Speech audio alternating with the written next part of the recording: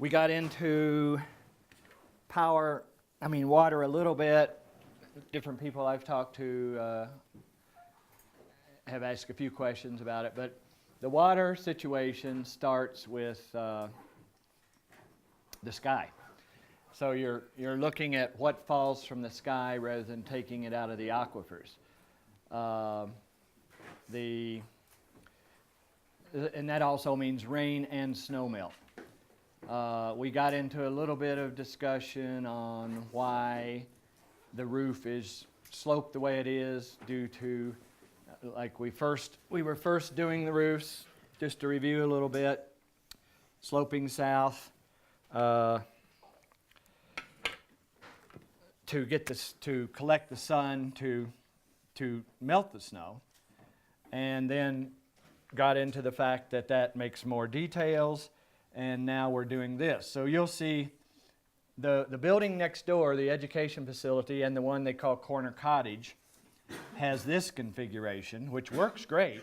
It's just more expensive than this. So we're obviously headed for, making things more economical. And so this is where we're at now with our skylights and our battery box and everything out here in the front. And we just have a very simple roof, overhanging, dropping into cisterns, thermal wrap, and tire wall. So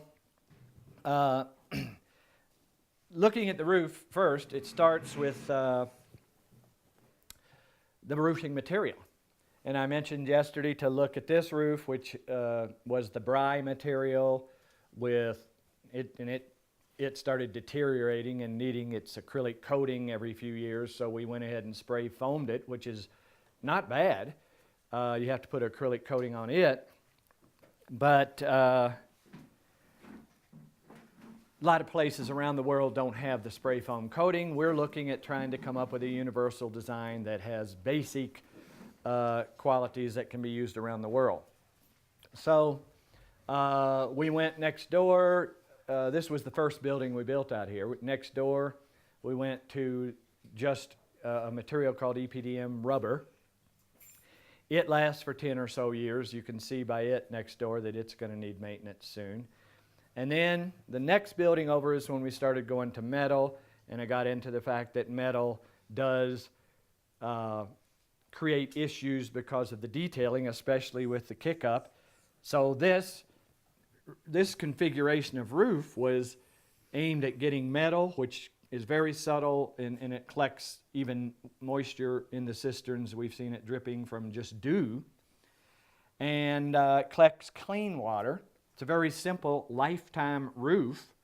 You can't really go wrong, so we were into making some design sacrifices. It turned out they weren't sacrifices, because now we heat this thing and melt the snow from underneath, and it's the same difference, just a lot cheaper.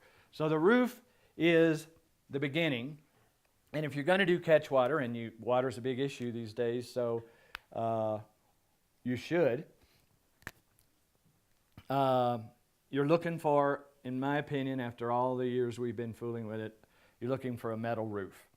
And a metal roof that, if you are in a climate where it does freeze, then you're looking for heating it with the solar panels that we put up here that also double as hot water heating. And we just pipe some of it through underneath the roof to melt. And you can get a glimpse of that system at the latest one called Sutton that Kirsten's going to take you to. You can look out on the edge. You can see these pipes. There's a gutter back here. You can see the solar collectors up here. Back in the back, there's a closet where you can see the pump and the tank that stores the hot water and so on. So that's the beginning of harvesting water, is a roof surface. The square footage of the roof is relative to, you do the square footage of the roof. I won't do all the math right now, but basically you can do the square footage of your roof, and then that would be also how many cubic feet your roof would be if you had 12 inches of precipitation a year. There's 7 gallons in a cubic foot, So you can then get how many gallons of water for every inch of rain or every 12 inches of rain your roof can collect. Then you can take your annual rainfall, and ours, you could say ours is 8 here. It's really probably 7 here on the mesa, but call it 8. That would be 0.66 of a cubic foot. There's 7 gallons in a cubic foot. And do the math, and you can find out how many gallons of water a year you can collect. Then you can size your cisterns accordingly. And then, due to the fact that this water system uses the water 4 times, in a normal household, a person, the calculations from, say, the state engineer who calculates the water usage of a person in an average house, it's something like 96 gallons a day. Because we use the water 4 times, ours comes out to be 19 per day. And this is certified or whatever, endorsed, let's say, by the state engineer of New Mexico. He helped us come up with this figure after I went down there to the state engineer's office, and who handles all the water in the state, controls all the aquifers and everything. And I said, we want to do a catch water system. And he said, this is years ago. And he said, well, that's really cool, but there's just not enough water in this that falls from the sky here to do a catch water system. And I told him what we wanted to do, which was we catch the water in a cistern from the roof, and then we use the water, say, to take a bath. Then we recollect the water after the gray water planters to flush the toilet. That waters some indoor plants. That's a second use of water. Flushes the toilet. That's a third use of water. And then the toilet water goes outside through a conventional septic system and into another rubber lined cell, which you'll see at the Sutton house because there's one under construction there. And that does landscaping. So see, when you take a shower, that uses, say, 5 gallons of brand new fresh water. When you water a bunch of indoor plants for food or decor or whatever, that uses another 5 gallons of fresh water. When you use the toilet, that takes used to be 5 gallons of water. They have low flush toilets now. And then when you landscape outside, again, that's brand new fresh water that a normal household uses. We use that same 5 gallons of water over and over and over and over again, which is how we can come up with this figure. So then you can say 19 gallons a day per person and match that to what you can get on your roof, and you'll find that 2 people living in a normal-sized house in an area like this that has 7 to 8 inches of precipitation a year in liquid will work.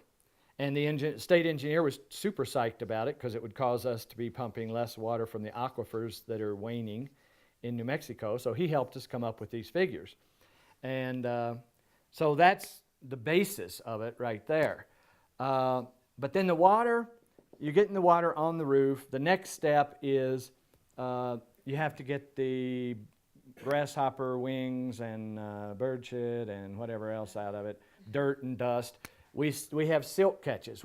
We've gone through all kinds of silt catches. If you look around at the different roofs, you'll see lots of different basins that begin to collect the water. It goes through those on its way to the cistern. The one we're at now, this is after, a couple of decades of evolution, is we went online, and you can see this at Corner Cottage, and I don't think the Sutton one has it in yet. Corner Cottage is probably the only place we've got this installed because it's relatively new. You want something that water can run in, and it's just going to filter it, basically. In this climate, we don't have a bunch of leaves and things like that. You have to get more serious with your clean out if you in an area that has a lot of deciduous trees. But here we're just talking about insects and dirt and dust and whatever, and pieces of plants or whatever that end up on the roof. What we found is a big stainless steel bowl online, and we went and drilled a bunch of holes in it. We fill it full of gravel, and we run the scuppers off of the gutter into it.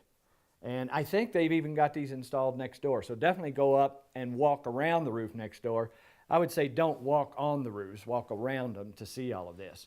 So your water at the end of a roof goes into a typical rain gutter. Sometimes we make them bigger if it's more, if there's more precipitation than a regular gutter. And then that goes into scuppers that just take it into these stainless steel bowls, giant bowls, full of gravel. And that's the first filter. It's just a silt catch. If you are in an area that has a lot of deciduous trees, you put a screen over that that's removable so that the leaves pile up on that and the water goes through, and then you can take the screen off and dump the leaves off. You have to, in different climates, deal with the situation a little bit different. Basically, you got 2 points here already. One is the cleanest material that catches the cleanest water and low maintenance, and then silt catching to clean up that water. That's the next step. Another thing about metal roofs, there is a brand of metal called ProPanel that's sold throughout the U.S. It is the best one because the baked-on enamel coating that they use doesn't have lead in it. Some of the other brands, there's a little bit of lead in their baked-on coating, and it kind of deteriorates over the years and gets flatter, and that deterioration ends up in your water. So you want to, the ProPanel brand, we know you don't really see any ProPanel here that's gone flat. It holds up better. And another good thing to do is test your water occasionally anyway. We test, the county used to make us test our water all the time. And one time we tested it with a test of the water at the courthouse, and which was city water, town water, and ours tested better. So we aren't getting too much flack about it anymore. They're just thrilled that we're not using the aquifers. So we have our own water, and like even if you get to a climate that even has 6 or 5 inches of rainfall, you can come up with a rationalization, like we're doing one in Baja now, and they're down there around 6 or 7, and they're having a bigger family in this building. So what we're doing is we're just extending the roof even more. Coming up in there, we're doing little palapas up here that drain onto the roof and whatever. The point being that you can extend your roof surface with the numbers, doing the math, to match the rainfall to give you what you need for a family of 2, 3, 4. And see, usually if you have a house with 2 people in it, the house is this size. If you have a house with 4 people living in it, the house is that size. So that increases the roof size, which equates to the increased use of water. And then you determine how many cisterns. Like we're doing, the ones here we'll put in 6,000 gallons of cisterns, which are, we use 1,500 gallon cisterns, so we use 4 of them on a typical house. We're doing the same thing in Texas, and they get we get 8 inches of precipitation a year here. Texas, where we're going, East Texas, gets 4 inches a month, 3 to 4 inches a month. So one thing we're going to do is tarp the site so we aren't pounding tires in the rain. Pounding tires in the rain, for you guys that pounded tires yesterday, imagine your sledgehammer coming back up with a wad of mud on it like that. It just doesn't go away. We did that in Scotland. And so the 4 inches a month means, if you do the math on 4 inches a month, these people are catching enough water for 2 months every month, according to the usage in one of these houses. So this is taking water out of the equation of, taking from the earth. Because there's many places, they say the aquifers under Santa Fe and Albuquerque are going to be deplete in a few years. They're going to start taking the Rio Grande. We're good on aquifers here, but it's 700 feet down, and it takes a lot of energy to pump it up, so we don't use it. This community has one well that the county made us put in over there, and it's for fire, storage of water for fire, and it's just a token thing. Nobody ever uses it. So the story there is that if you get less, you're heading toward 6, 5, 4, you increase the roof, you look at the biggest torrential rain in recorded history, and make your roof and your cistern size to stash it. For instance, like Phil, the guy that was pounding tires yesterday, he and I went out a few years back and during a torrential rain, and we saw our roof running into our scupper, and basically we saw our cistern running over because there was too much rain all at once. Well, in this climate, that's a waste. We immediately made our scuppers and our cisterns bigger on our next design because we don't want to waste a drop of water in this climate. So you want to design your system, and it's all the same components. Some are bigger, some are larger, just like with electricity. Some of the panels are, sometimes you have more panels, sometimes you have more batteries. I'll go into that. But you're looking at designing for the worst torrential rain so that you don't waste a drop of water, unless you're in East Texas, and then you can waste rain. The cisterns all have overflows. So in East Texas, I was just going to put in 2 cisterns because they're going to get filled up every month anyway. I went ahead and put in 4 for just to have, you know, my rationale there was that who knows with climate change if they're going to continue getting 3 or 4 inches a month. So, but you can, if you got more rainfall, you can have less cistern and less roof space. And if you have less rainfall, you have more cisterns and more roof space. It's just that simple. Here, we've developed this where it's a pretty minimal rainfall, and we make it work that way, and due to the 4 uses of the water. So that brings us from roof to silt catch, which is the second component. The third component is the cistern itself. We did a lot. Kirsten may have showed you pictures up at Reach of the Reach community of indoor cistern up there. It's really nice. There's a cistern here indoors. But the downside, and I've already talked about this to some people, the downside of an interior cistern is, one, people say, well, hell, I could make a bedroom in there, and I'm making a whole big room just for a cistern. So it's square footage costing what it does. It's kind of not that economical to make a whole room for a cistern. Second of all, in the winter, when icy water is coming into that cistern, it's coming into the room, and we're making a heat sink so that, you know, as in physics, the heat goes to the coolest place. So the cistern is cold water sucking all the heat out of the room. So an indoor cistern, if you want a water feature, do what we're doing at the Phoenix. You'll see that today. It's just an indoor pool. You know, it's not a cistern because it becomes room temperature, and of course then you can grow fish in it and everything. You're not going to grow fish in your drinking water, probably. And I mean, I'd try it if it could work. But so the cisterns then, we have gone through. You'll see indoor cisterns. You see we've made cisterns out of tires, like in the green modular one there. The blue circle is a tire cistern. There in the old Nautilus house is a round blue circle. That was a cistern made out of tires. We just plaster the inside. It's like making a whole room. It's almost as expensive. You have to put a roof on it and so on. So it's really down to, again, economics, time, whatever. We end up buying these variable rectilinear cisterns that we can get delivered all over the place. We're getting them delivered to Mexico. They have versions of it in Europe.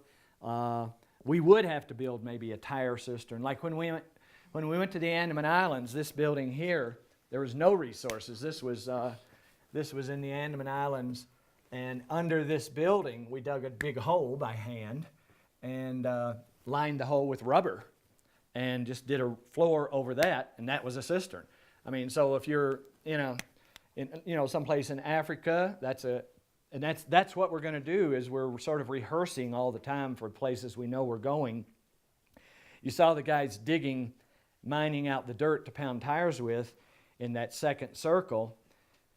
That is going to be the way we would do a cistern in Africa. Is we dig out a hole underneath the floor. We're going to make a cement dome, very shallow dome floor. In other words, this is going to be a method of doing a cistern. We're digging out the hole like that, lining it with rubber, doing a floor over it, and going on up with the building. And so this is sort of a rehearsal over there for that. Although we're going to use it as a room here. But you could just line it with rubber. And we did that there, and it worked fine. I mean, people go to that building for water. That building catches water, and there's no, they don't have wells there. And they had some hand-dug wells, but they got all polluted by the wave of salt water. There were bodies and salt water in the wells. So now we have come to our typical use in this country, for people building in this country, Canada, Mexico, Europe, is a sort of a vaulted, variable plastic cistern. They come 1,700 gallons, and we hook them up in tandem so that all the water seeks its own level. And they're back here on the back of the house. You can, when you go see Corner Cottage across the street is the global model, and it's sort of 80% finished, so you can see the cisterns. That's the best place to look at it. You can see the gutter, you can see the scupper, and the silt catch may or may not be in there yet. And then part of the cisterns are still exposed, and you'll see something going on there that you don't want to happen. We haven't gotten around. We're always on the road and behind and whatever, so we haven't gotten around to burying all of the cisterns yet, and they're full of water, so the water's growing, It's all brown, full of algae. And the cistern's buried in the dark, the water stays clear. So that's something you don't want to happen. We'll use that water for construction and clean them out and go on. So now you got water falling from the sky on a clean metal roof, going through a silt catch and into a cistern. All of that is sized relative to 7 gallons of water a cubic foot, the square footage of roof space, and the number of people in your family. And then you've got your water. Now your water goes gravity feeding through the wall into a pump panel. And the pump panel is called a WOM, Water Organizing Module. On water harvesting over there, there's a picture of it. It's in the closets always in the back of the buildings. You'll see it. You should be able to find it in every house. The key issue with it is that it's gravity fed. The reason for that is so that the pump only has to push the water into a pressure tank. It doesn't have to suck and push, because sucking and pushing wears the pump out quicker. And you can have a cheaper pump that uses less electricity. So there's something I'll keep pointing out, is that every time you factor in any device that uses electricity, you want to design the building and the use of that so that it uses the minimal amount of electricity. In other words, if we were pumping water from a 700-foot well, that's going to take 10 PV panels just to do that. The amount of electricity it takes to pay for to use a little bitty pump just to push water into a pressure tank is like a 100th of that. So that's what's called designing down. We are designing the water system so it uses a minimal amount of electricity so that our electricity system can be small. So everything is, you're thinking about everything. It's kind of called layered thinking. As you think about sewage, you're thinking about electricity. As you think about water, you're thinking about sewage. As you think about water, sewage, and electricity, you're thinking about structure. And you think all of these 6 points all the time. Because, and again, I make a lot of analogies to the human body. It's like your nervous system is related to your digestive system and your circulatory system. One goes foul, awry, the other one, it's affecting the other one. So because we've got a lot of plumbers and people that say, well, guys, haven't you heard of, on the water system, haven't you heard of these ultraviolet filters? And we say, because they do filter out bacteria. They use electricity. We don't want filters that use electricity. We barely want a pump that uses electricity. So our water board that you will see, and you can see a picture of it there. Usually we bring one over, but you'll see them installed in the buildings. They're usually always in the back hallway of the building. Ask Kirsten to show them to you. It's a water board. We make it. We put out drawings in the second book on how to make it. And we had a lot of plumbers around the country making them, and changing them, putting in, they'd say like, okay, well, these guys must not know about the ultraviolet filters. They'd put one of those in and they'd screw up the power system on the whole house and whatever. So we make them now. We don't even provide drawings of how to make them. But what they consist of is a simple 60 mesh filter that its job is really just to protect this little DC pump that takes a very minimal amount of power, only runs when the pressure tank gets down low enough. The filter's got a cleanable. It's also replaceable, but you can clean it for 2 or 3 years before you have to replace it. So the water gravity feeds to here from the cisterns, goes through the 50 mesh filter, through the pump. The pump then pushes it into a pressure tank nearby, a conventional household pressure tank. And back out of the pressure tank, you have conventional household pressure. Then it goes through another 500 mesh filter and to the house, to the faucets. And then it goes from there on into a 1,000 mesh filter, which sometimes goes through a charcoal filter and into a drinking filter, a bacteria filter. So that's what you'd see on these water boards. And the drinking filter then goes to all the fixtures too. So whenever you see a sink in any one of these buildings, you're going to see 3 faucets, hot and cold and drinking. So we filter bacteria out for drinking and brushing your teeth and stuff like that. And it turns out that there's not any more bacteria in the actual rainwater than there is in a community water system. The real thing that is going for you in a system like this, other than having control of your own water and knowing you're always going to have it, is you don't have fluoride and chlorine in your water. Like when I go to any city, I can't even drink the water because it just tastes like a swimming pool. And I don't even want to touch it, really.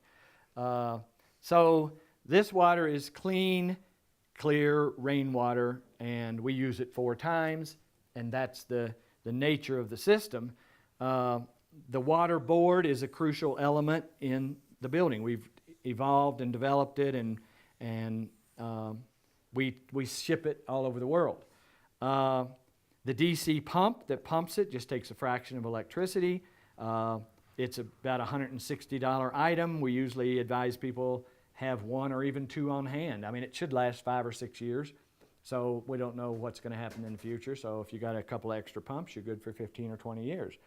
Because we're looking at whatever in the future. So that makes you in total control of your water.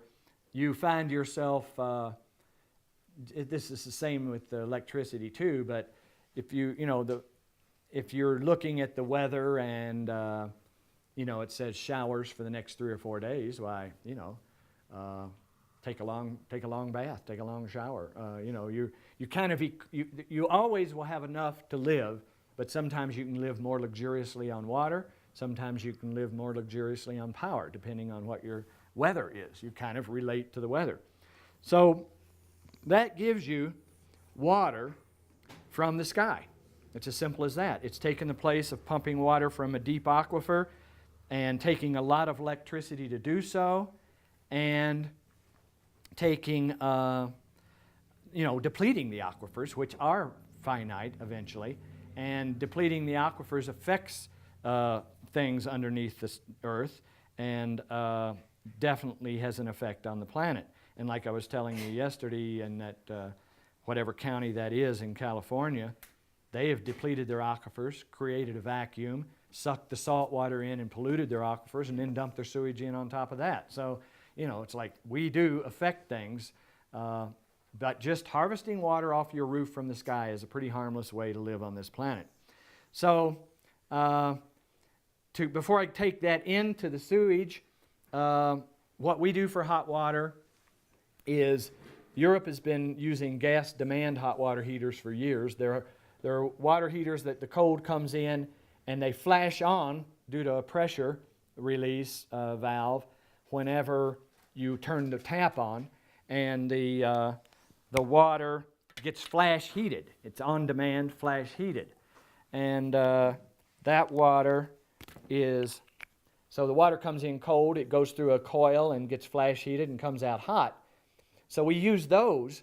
It uses propane, but in an area like this, you hardly use any propane because what they have is a sensor that if the water, so we got cold water coming in, but we don't push cold water in there. We take the cold water from our pump and our pressure tank to panels on the roof first that are always in this climate getting sun. So that's hot water. Then it goes to the gas demand hot water heater. So then it's coming in most of the time hot. The sensor senses that it's hot and a flash heater doesn't come on. Only if it's cool from 6 cloudy days in a row or something does the flash heater come on. It's just a backup. So we send solar hot water through this. 90% of the time in this climate it doesn't come on, and you go on with solar hot water. So this is part of the system. You'll see this on the Sutton and on the global model that has different than the electrical panels out front. They're the solar hot water and roof melt panels. And so we get hot water from the sun with gas backup, propane backup. And of course, in a cloudier area, you would use a little more propane than we use here, but still it stores it in insulated tank. So like when we were in Montana, the gas hadn't even been hooked up, and the guy had a screaming hot shower. He was blown away. You know, there was no utilities coming to the building, and you know, he knew what he was buying, but he just hadn't seen it all working for him yet. And the plumber was there, and the electrician was there, and everybody just standing around like it was the first hot shower they had ever seen. You know, we're all going, oh my God, you know, the water is coming out the faucet. There's no power lines there. There's no well, and it's hot. And so it works. So this gives you what I call hot and cold running water, which is, you know, it's thrilling if you're doing it yourself. So, and you are in charge of it, in control of it, the quality of it. You're not getting chemicals thrown in it that you have to deal with, that you don't know whether they're causing cancer or not. And, you know, like, I was just in Baja a few weeks ago because we're doing a project down there, and the guy that I'm doing the project with is living with his family in Mexico City right now. And he was saying that Mexico City is 5 months away from being out of water.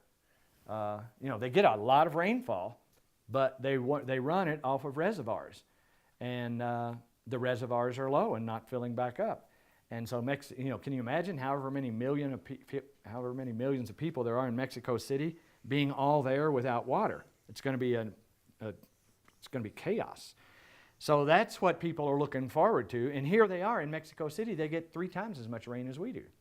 Another situation was I was in London a few years ago in a taxi going from the airport to town. And it was raining so hard that the guy's windshield wipers couldn't keep up with it in one of those little black cabs. And our conversation was about London running out of water. He was telling me London's running out of water, and I'm like, Jesus Christ. All that water just goes down the storm drains, mixes with the sewage, and goes into the ocean or the channel or whatever. And I mean, and I've got endless stories like that. I had people come to a seminar and go up to Washington State to build an Earthship, and they said, we like everything about them, but we're just a little reluctant on this water catchment system, so that we're going to do a well, and we'll pay for the extra panels to pump it and whatever. And they called me up and were talking about, because I was consulting them through the project, and they said, well, we gotten started. We're drilling our well, but we just can't get our well drilled because it won't stop raining. So it's strange out there in the real world. So I don't know. You know, this can work anywhere. You know, there's even when you get down to 5 or 4 inches, you can extend it and make it work. Water comes from the sky. We can use it. Another thing I like about it that I hate about the real world is there's no infrastructure. See, we've got our own water on site from the sky. We got our own power on site from the sky. We treat our own sewage on site. The Hopi Indians, when I first came out here a long time ago, I got the myth that they have, or the legend that they say and have said many years that the earth is going to be taken over by spider webs. When I go back to the cities, I see it. You know, I look through wires at dirty skies, and there's pipes. Albuquerque and Santa Fe have so many pipes and wires and conduits underground, you have to get a permit to dig a hole in your own backyard. So underground and above ground, there's pipes and wires and infrastructure that takes a lot of money to build, a lot of money to upkeep. It goes down, like when the ice got on the lines in the Northeast a few years back, and 6 million people were without power, and I talked about that yesterday. Infrastructure is archaic. It's a thing of the past. It's expensive. It's ugly.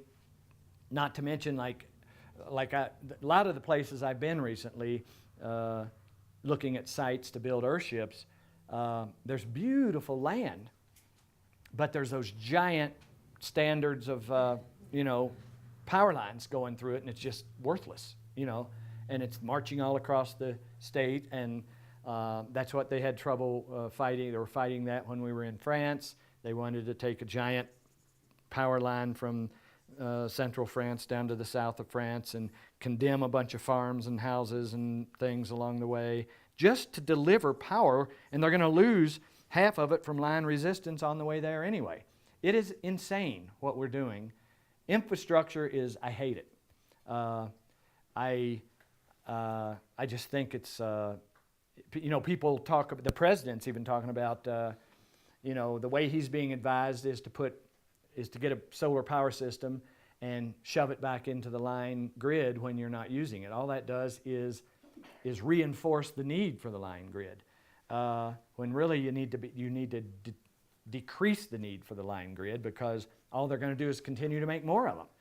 And so like I say, it's expensive, it's contaminating in every way, and takes a lot of maintenance, and it makes you vulnerable. In a house that does everything, this home is encountering the sun and the wind and the rain and the thermal mass of the earth, and it's simply, you're the boss of this ship right here, and you're not vulnerable.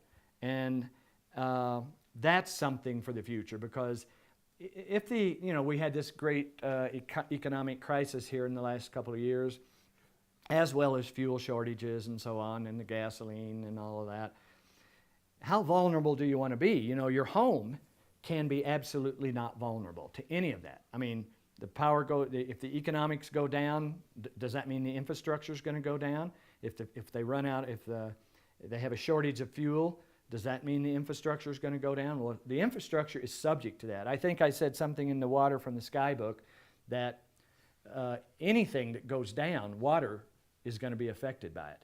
In other words, if line grids go down, the water is being pumped through the cities. That's going to affect water. If there's fuel shortages, that's going to affect water. If there are natural holocausts, that's going to affect water. If there are droughts, that's obviously going to affect water. Water is affected by your water supply to your home in a conventional home is affected by almost everything, including an economic crisis. And it puts you vulnerable to rising prices, and a lot of people, everybody's heard about the people in the cities that freeze to death because they can't pay their utility bill, and on and on and on. So anyway, just the overview of one of these kind of homes is not only carbon zero and the logical correct thing to do to keep a green planet in terms of ecology, but it's the best way to save your own ass as well. So, and everything really comes from that.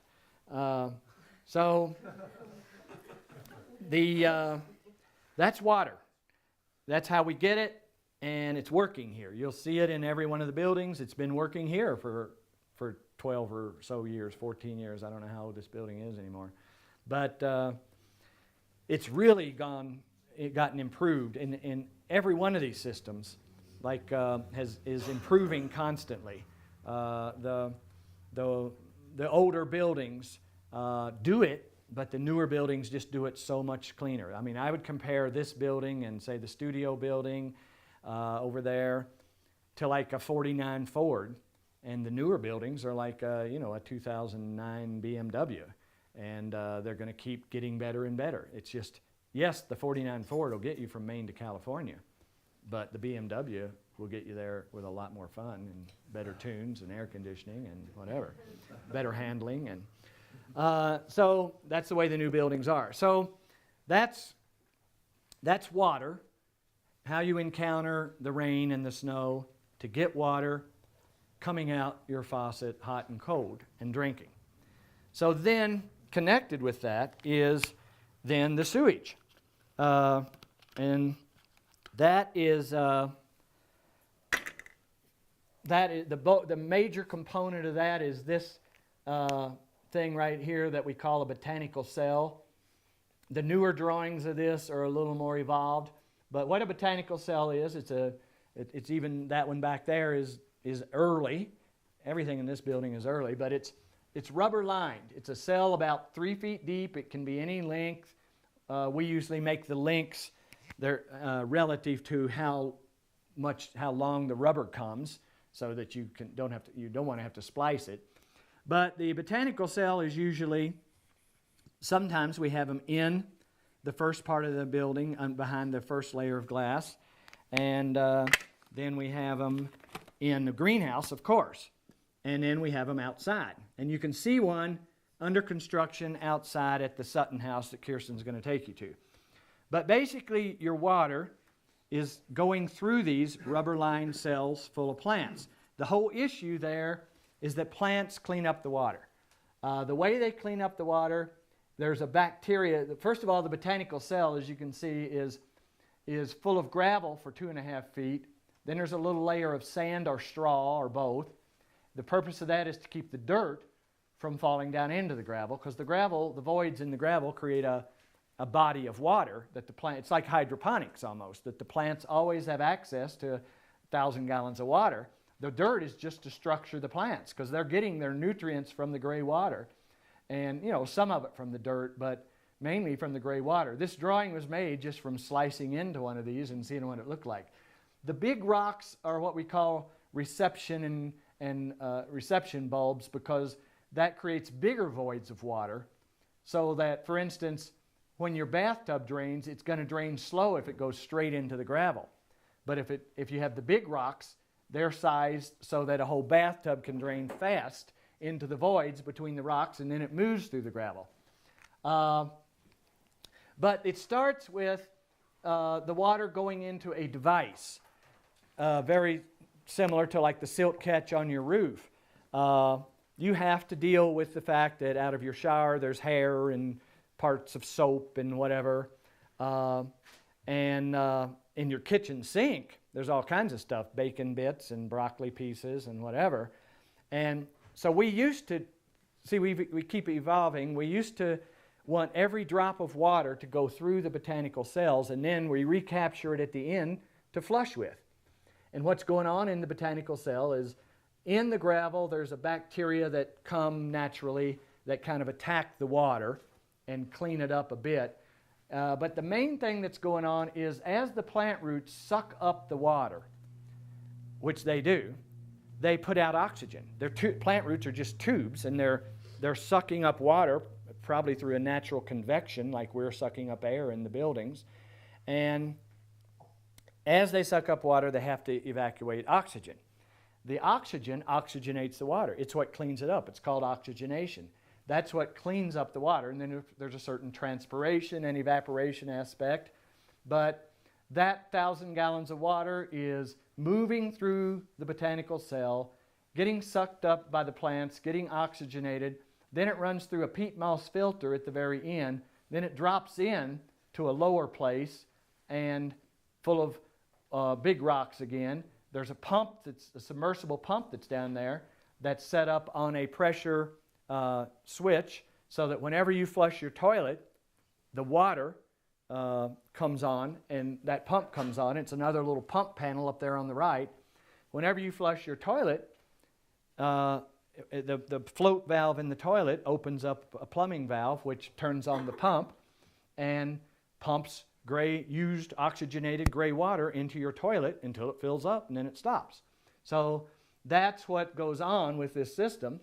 And then the toilet goes on out to a conventional septic tank, and I'll get into that. It's still contained. I'll get into that aspect of it. But there's gray, which is this, and there's black, which is the toilet.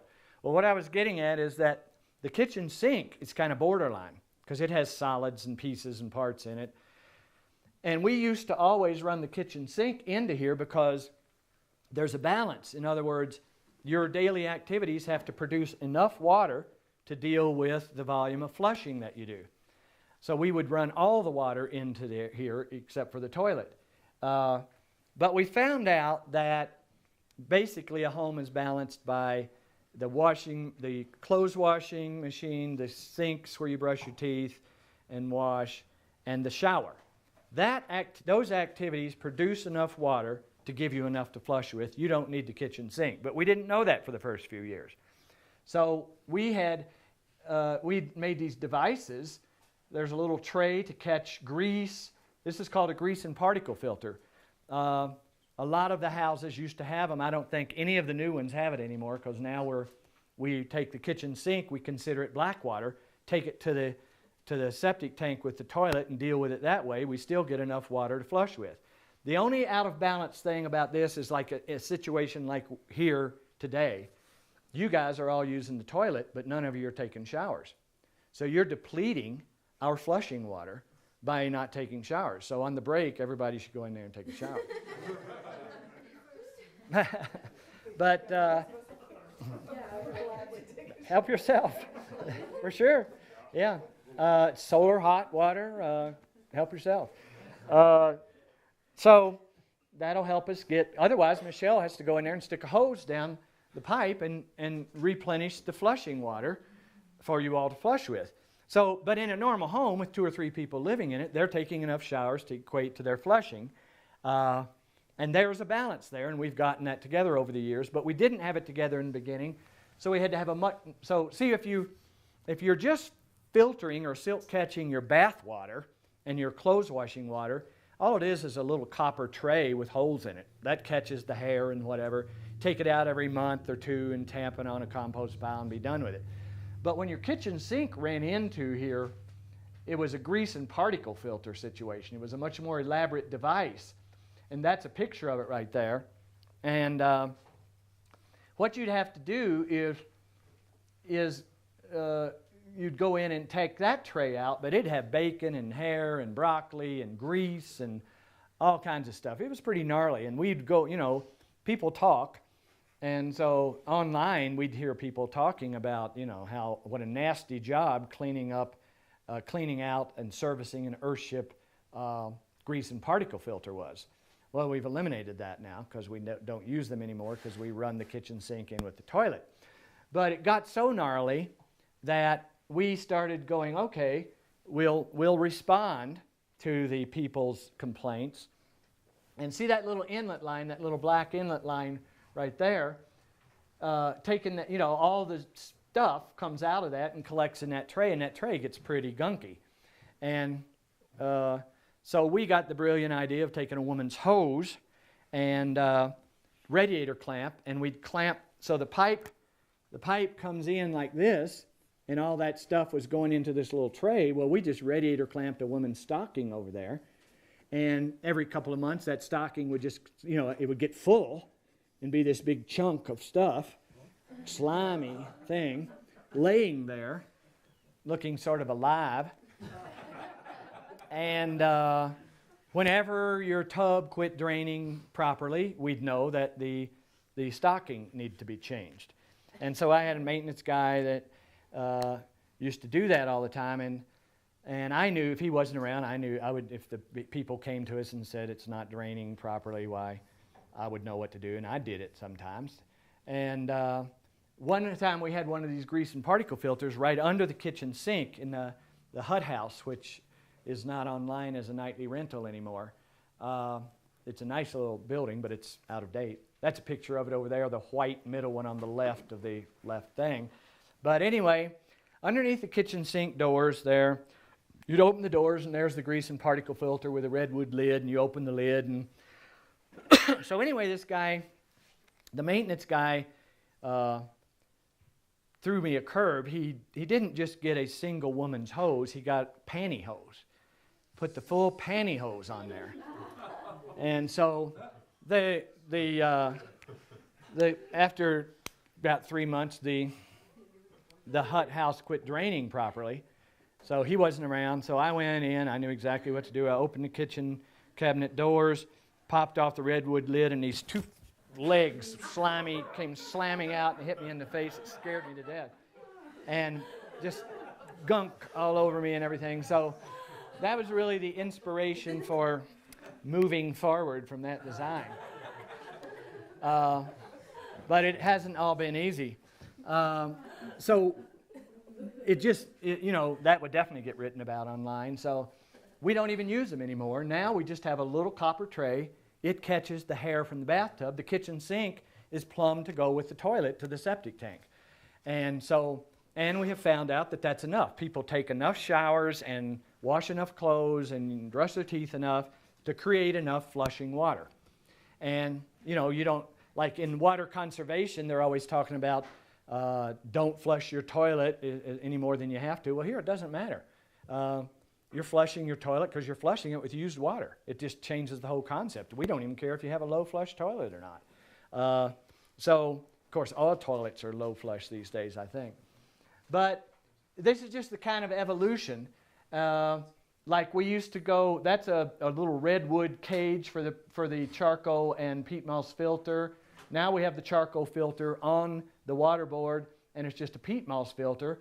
And still, we used to make a little redwood cage. It'd take a guy a day to make it and put the peat moss in it and all that.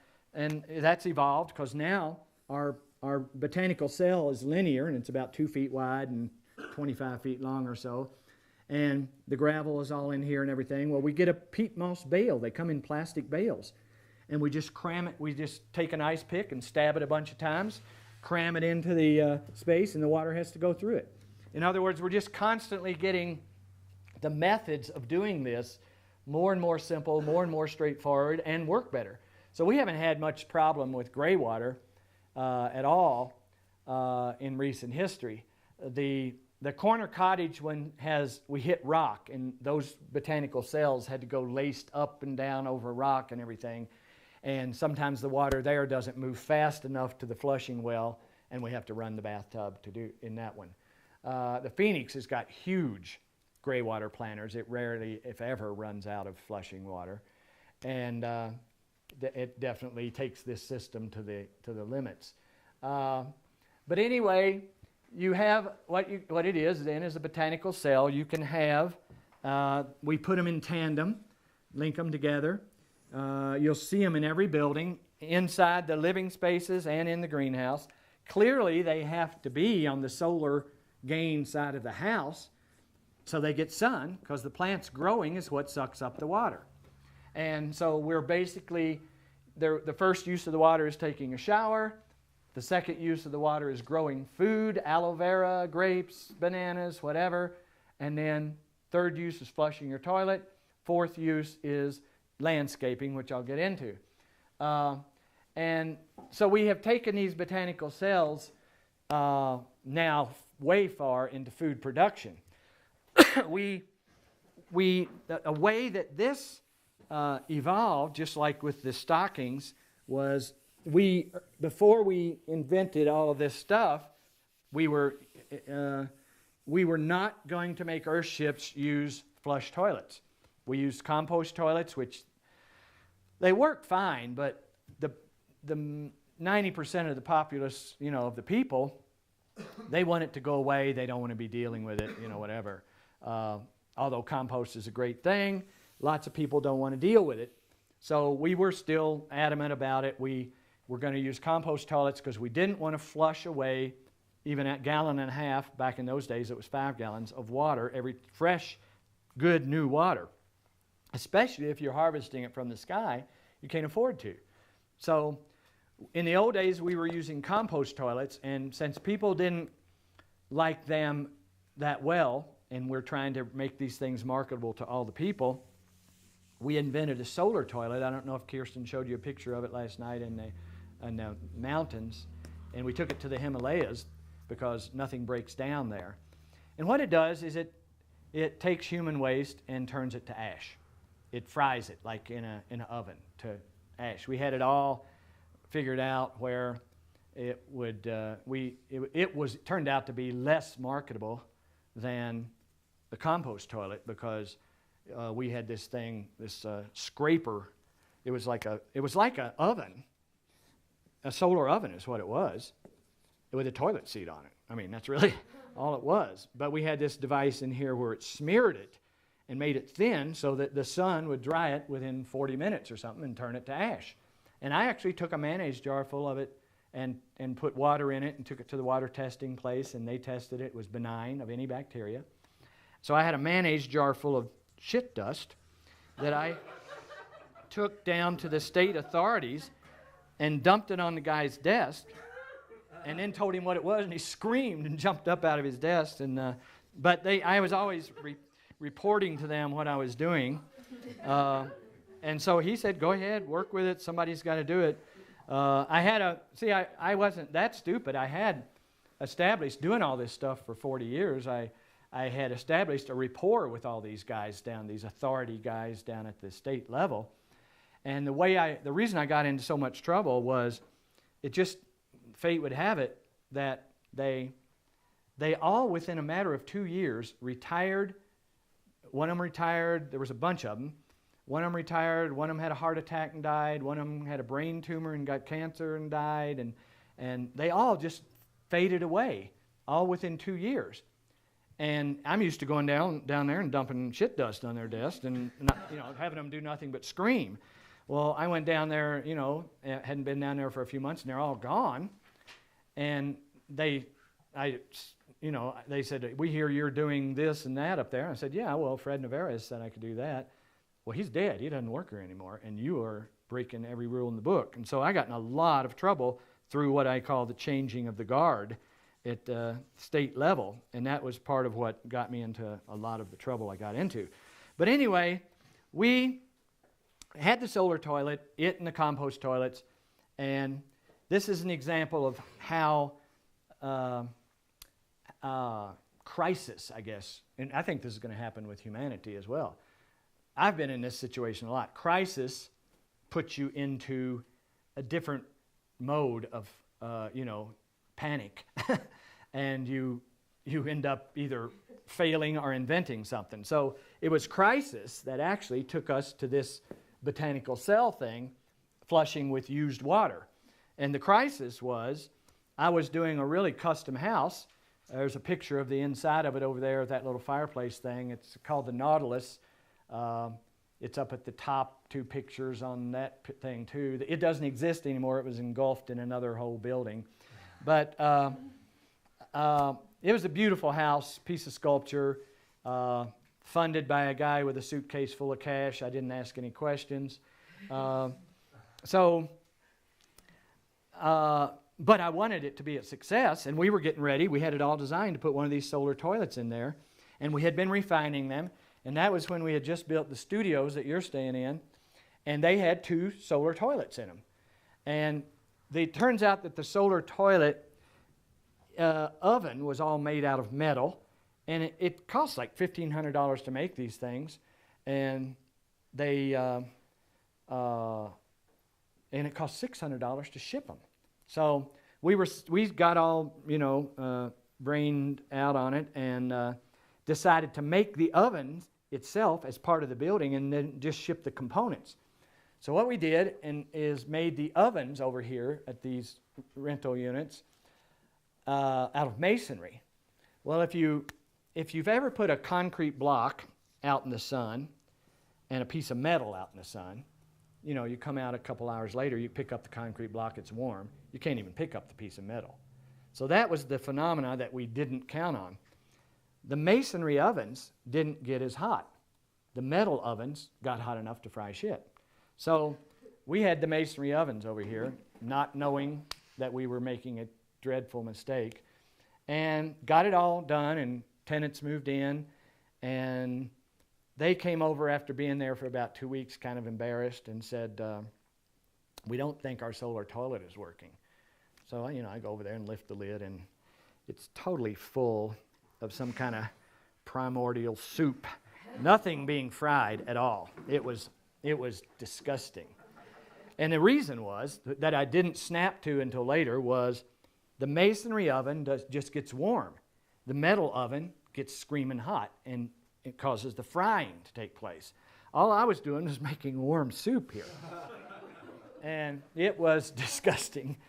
And so I'm like, I've been in this position a lot over the years, and I had to buy time. Was my first. I knew I didn't have a solution, and I knew these people, were starting to lose faith, and so I just went into buy some time mode, and what I did was I went to Walmart and got a couple bags of charcoal and charcoal lighter, and I lifted up the toilet seat and dumped that all in, and filled it full of charcoal lighter and lit it. Oh.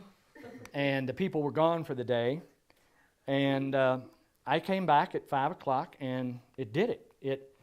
The charcoal burnt all the way down and fried everything, and I had thoughts there for a minute of creating a charcoal toilet. All you do is a bag of charcoal every week or something like that, and it's made like a stove, so it vented and everything. And I went back at 5 o'clock, and there was nothing but white coals glowing down there, and all the primordial soup was gone. It did have it wasn't that thrilling, but still it was gone. So I'm like all happy. I've bought myself some time. I go out with the crew. We drink some margaritas. I get home from drinking margaritas, and there was a phone call from my maintenance guy, and he said, Mike, it's on the answering box. The fire engines had to come out. The building caught on fire because it turns out that the charcoal is the hottest when it's white coals, and it actually there's that scraper in there, and it has a metal arm that comes up and goes through the woodwork. Well, the heat traveled up and caught the front face on fire, and the building caught on fire. Fire trucks had to come out. There was a silver lining to that cloud was the front face is burning, and of course all the plumbing's on the front face, and it melted the plastic pipes, and the water started spewing on the fire, and the fireman said in the newspaper that if it wasn't an Earthship, it would have burnt to the ground, because the way the Earthship is designed, the fire burnt the pipes and opened up the water. So anyway, there I am. I bought time, but didn't work out that well. And plus, the buildings were brand new, and if you've ever cooked a turkey in the oven on Thanksgiving, your whole house smells like turkey. Well, when you cook shit, your whole house smells like shit. And, there was just this pasty smell in the whole house. And so I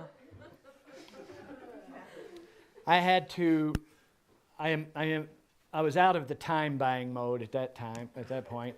I just went and put in a conventional septic tank over there, put in 2 flush toilets, repainted the whole building, spent 2 weeks and another few grand, abandoned the solar toilet idea. And of course, I was right in the middle of this new custom home. And during that whole trauma is when I decided to make the first planter. We were doing planters in the buildings anyway that used gray water to flush the toilet so I could give people a flush toilet. And it was because of the many hours of trying to deal with that situation that I got my brain to the high enough temperature that it fell into this mode here. And so this was really thanks to the shit cooking incident. But I got the whole building, the end of the story is I got the whole building all cleaned up and painted, spent a bunch of money, put in a septic tank. New people are coming from Canada to rent it. They came in at night, and the next morning they come over and they're all pissed off. And I'm like, what in the world is wrong? And they said, we came all the way from Canada to stay in an Earthship. And this is not a true Earthship because it doesn't have a solar toilet. So, and that's after I had just abandoned the whole solar toilet. So I just gave them their money back and told them to go get a mobile home or something. But anyway, those are learning experiences. Everything that we're doing has been from failure, miserable failure.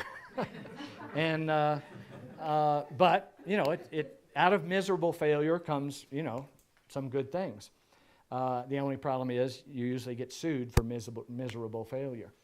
So anyway, that's the nature of the gray water system. And so what we do then is, if you take a regular plumbing wall and you've got the washing machine and dryer, and then you got the bathtub, and you got the sink, you got the toilet. Over here you got the kitchen sink. Well, we take the kitchen sink and the toilet, and we take them straight out and say this is the front of the house right here. We take the kitchen sink and the toilet and we take them straight out to a conventional septic tank, and that septic tank goes into an outdoor botanical cell, which you can see at the Sutton job. That's enough to treat the water right there, because you're taking half of the water and treating it inside with the gray water system, more than half. So your washing machine, your bathtub, your lavatory, they all go to the botanical cells inside the building and inside the greenhouse, however many of them you have. What we do to fool the authorities is, as this gray water goes into the botanical cell, we have a three-way valve here that can allow it to go into the botanical cell, or let it bypass on and go right back to the black water. So really, what we have in place at any given time is a conventional system. Every piece of plumbing, every fixture, if you turn the three-way valve, goes to the septic tank. That's what they want to see. That's their worm pill in a ball of hamburger.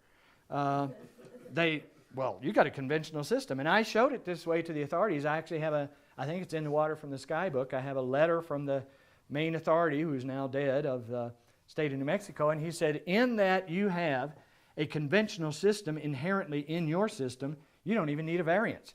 Because even the Blackwater Botanical Cell, they don't count it. We go out of it and put in a conventional drain field. They only cost $600 or $800, and it never gets used because all the stuff goes into the septic tank, and we turn the three-way valve so that all the gray water goes into the botanical cells. At the end of the line of the botanical cells, you suck the water back to flush the toilet with, so you're using the same water. So what happens in the septic tank is we size it as if it were a normal septic tank, but it's only using half the volume, and then half the volume can easily be treated in something like a 14 by 40 foot botanical cell, which is laying open out there at Sutton, so you can see it. And the septic tank is going right into it. But to keep them happy, this is just disregarded by them. We call it pre-treatment, and some of them appreciate it, but they don't consider it. So what we have when we turn the three-way valve for everything to go in the septic tank, it just runs through this, they ignore it, and they have a septic tank and a drain field. And if it's in the city, we take it through the septic tank and on into the municipal sewage. So we have given the authorities a conventional system so they don't have to fret over approving of ours. And the reason for that is because state officials don't make that much money. They're not being paid to take risks on people's ideas, even though they may be, headed toward carbon zero and whatever. They just have to go by the book. So we let them go by the book. So then what really happens outside is it's another botanical cell. It doesn't need the septic tank serves as the grease and particle filter. If you don't know it, what goes on in a septic tank is an anaerobic process where bacteria is broken down, solids are broken down into a liquid. The liquid goes into the botanical cell. The botanical cell is full of plants, and they oxygenate the water and use the water. And we have gotten the size down to where there's nothing that comes out. The drain field is worthless, but we put it in to make them happy. And then what that does is we spread these botanical cells out and make them shallower and strategically located so that the building then has all these green spots happening around it from the botanical cells. There's your landscaping. There's your water for your outdoor plants. And you can see that on the newer ones. It's hard to see it because it's not happening yet. But some of the older ones, which I don't know if Kirsten's taken you to, you really see lush green in contrast to the dry, parched mesa. And that's the nature of an earthship. It brings green. No water that ever falls from the sky on your property ever goes away from your house. It's just going into plants and whatever. So that's the sewage system. To take that into different climates, the experiment we did at the Phoenix is the outdoor botanical cells. We just ended up building a greenhouse over them, so that we can illustrate how this can work in a severe northern cold climate. You know, the green is not going to be that impressive or functional if it's 40 below zero for 6 months. So it's just not going to work that well. So if you build a greenhouse over it, all of a sudden you have a whole lot more food production and a whole lot more sewage treatment and another buffer zone and on and on and on, and more water catchment because you got more roof. The Phoenix is illustrating that. The Phoenix's entire system is enclosed. And you can grow food. The food, if you grow food out of the black water, all of it, test it. We always test the food. And you take it to a testing agency and you get it tested. What we do is we'll test an artichoke out of our system, and we'll test an artichoke from the health food store. And if they test similar, then that's good enough. There are things online, we're going to get this out and documented, that tell you what items are most easy to produce out of even black water, other than, say, other than just landscaping. I'd be satisfied with just that. But you can break your black water into a series of cells. In other words, you have one cell, then another cell, then another cell. The best one to eat out of is the last one because it's gone through the cells before it and oxygenated. I mean, I wouldn't eat out of the very first black water cell out of the septic tank without super testing it. But we've done a lot of different tests, and it's always been good. Of course, the gray water is fine. You can produce a lot of food by salvaging every drop of water that you have. So nothing ever leaves. And then, like I say, you can do this completely outside in a temperate climate. You don't even have to have greenhouses for it.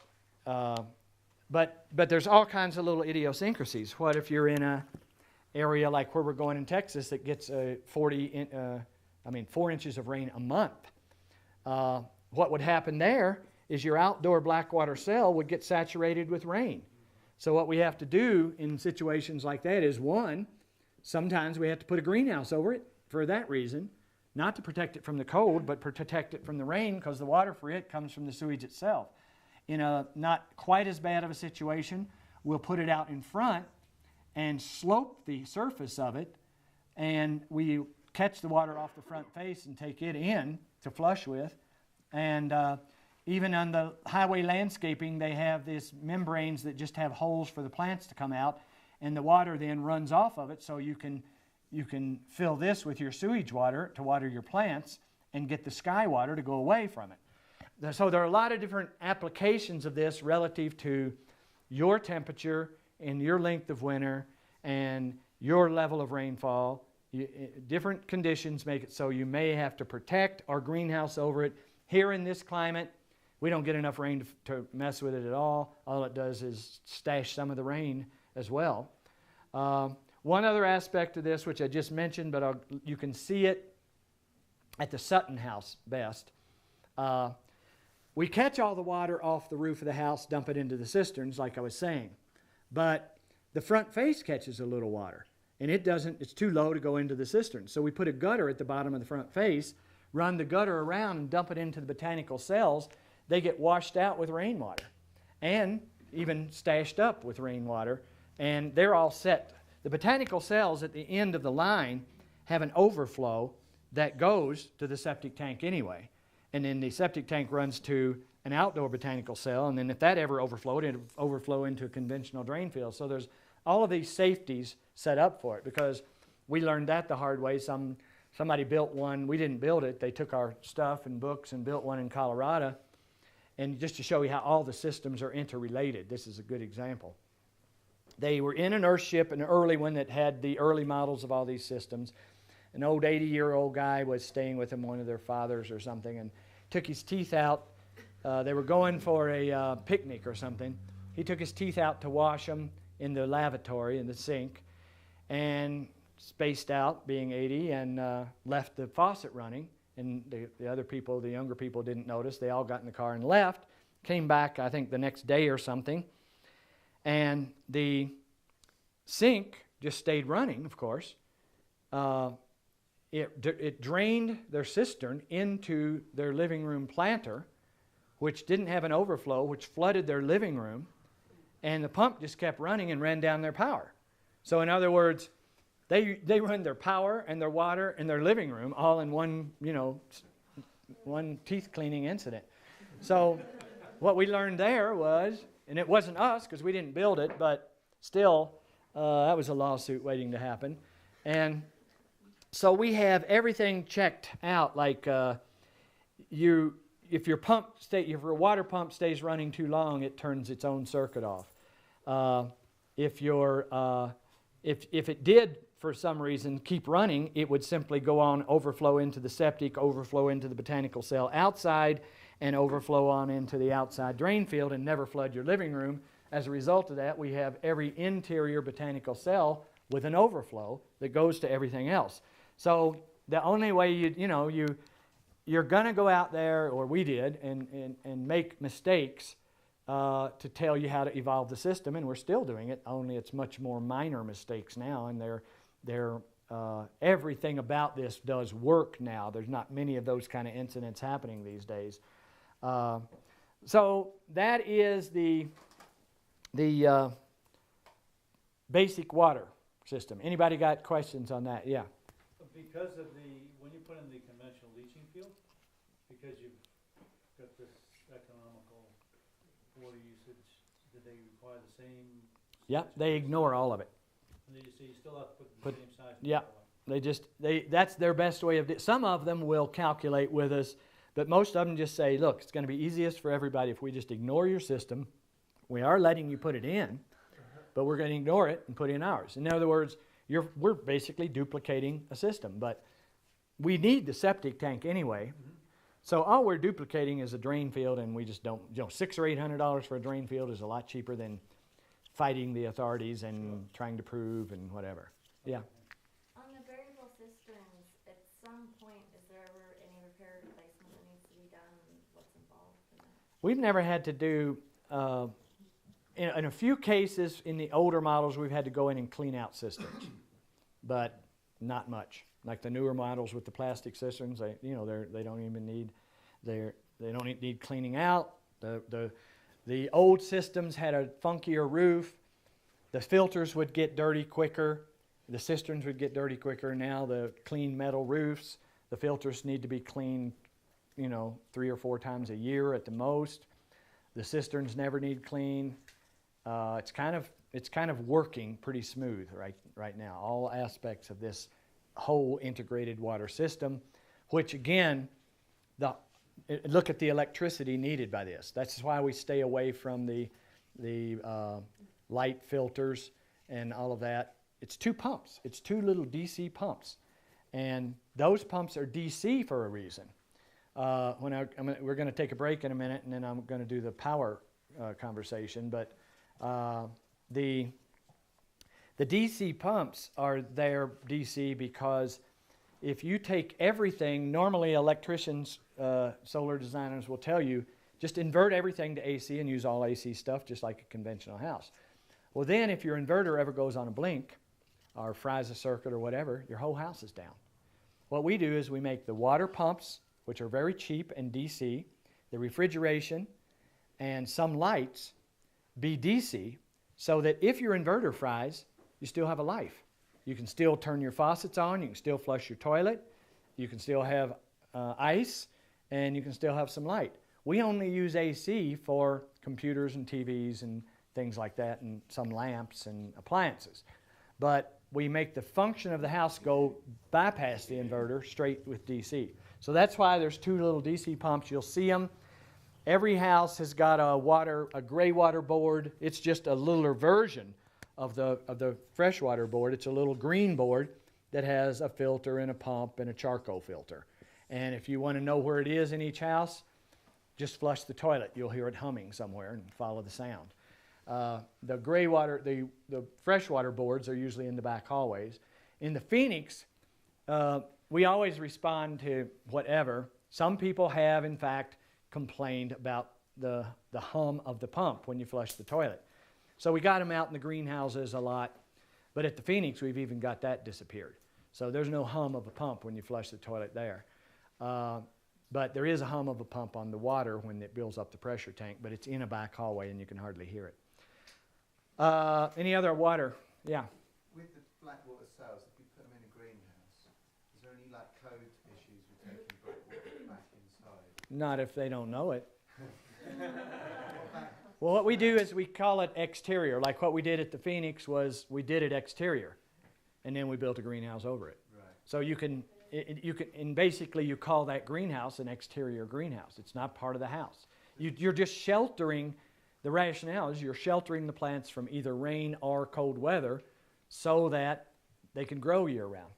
And so you may, in the worst scenario, you may have to remove it from the house a little bit, and then it doesn't work as a buffer zone. There is no smell. No, it's sealed. See, that gray water that's in that gravel is sealed by a foot of dirt.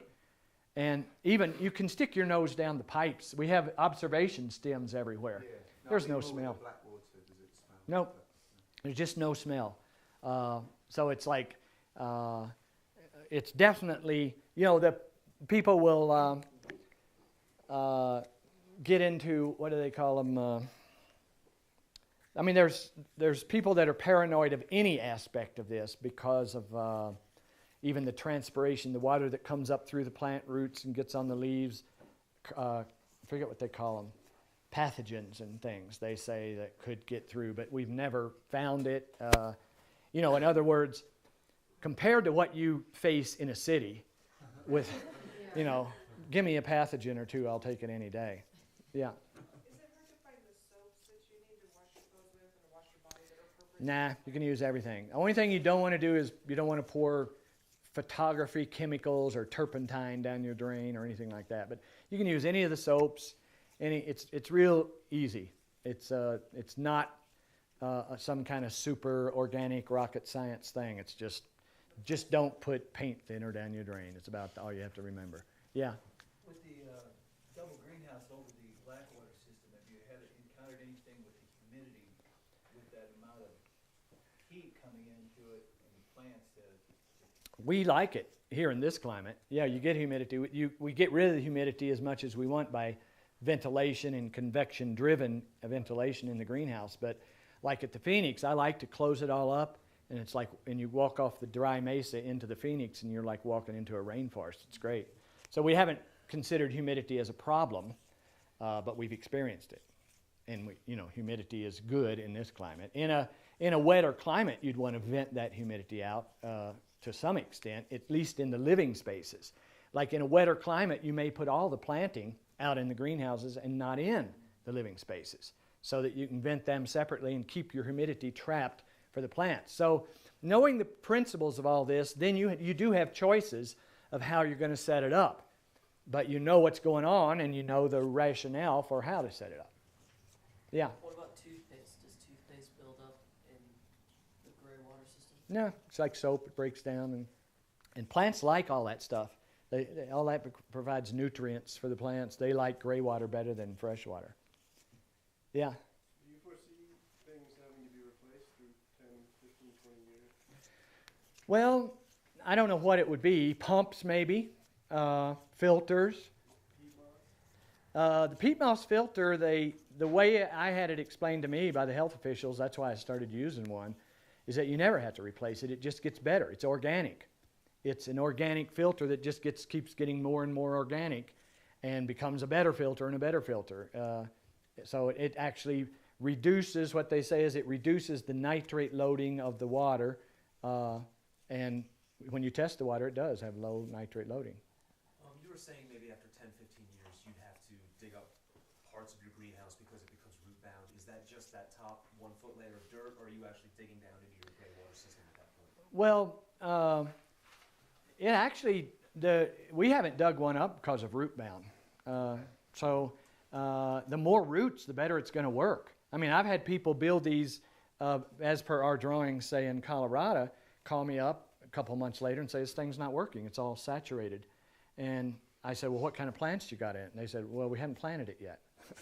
Well, the plants are the system, you know. This is not just a reservoir to hold water. It's a place to hold plants because plants eat water. And so the more roots, the better. No root-bound issues so far have we seen.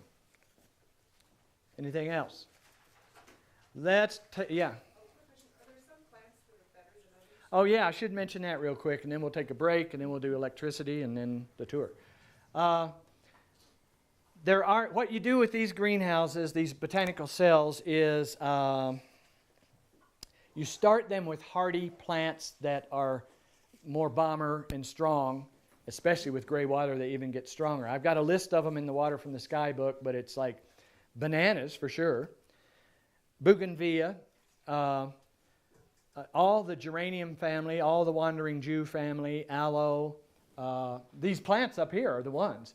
Philodendron, grapes, all of those kind of plants, all the Jew ground covers, they tend not to get bugs anyway.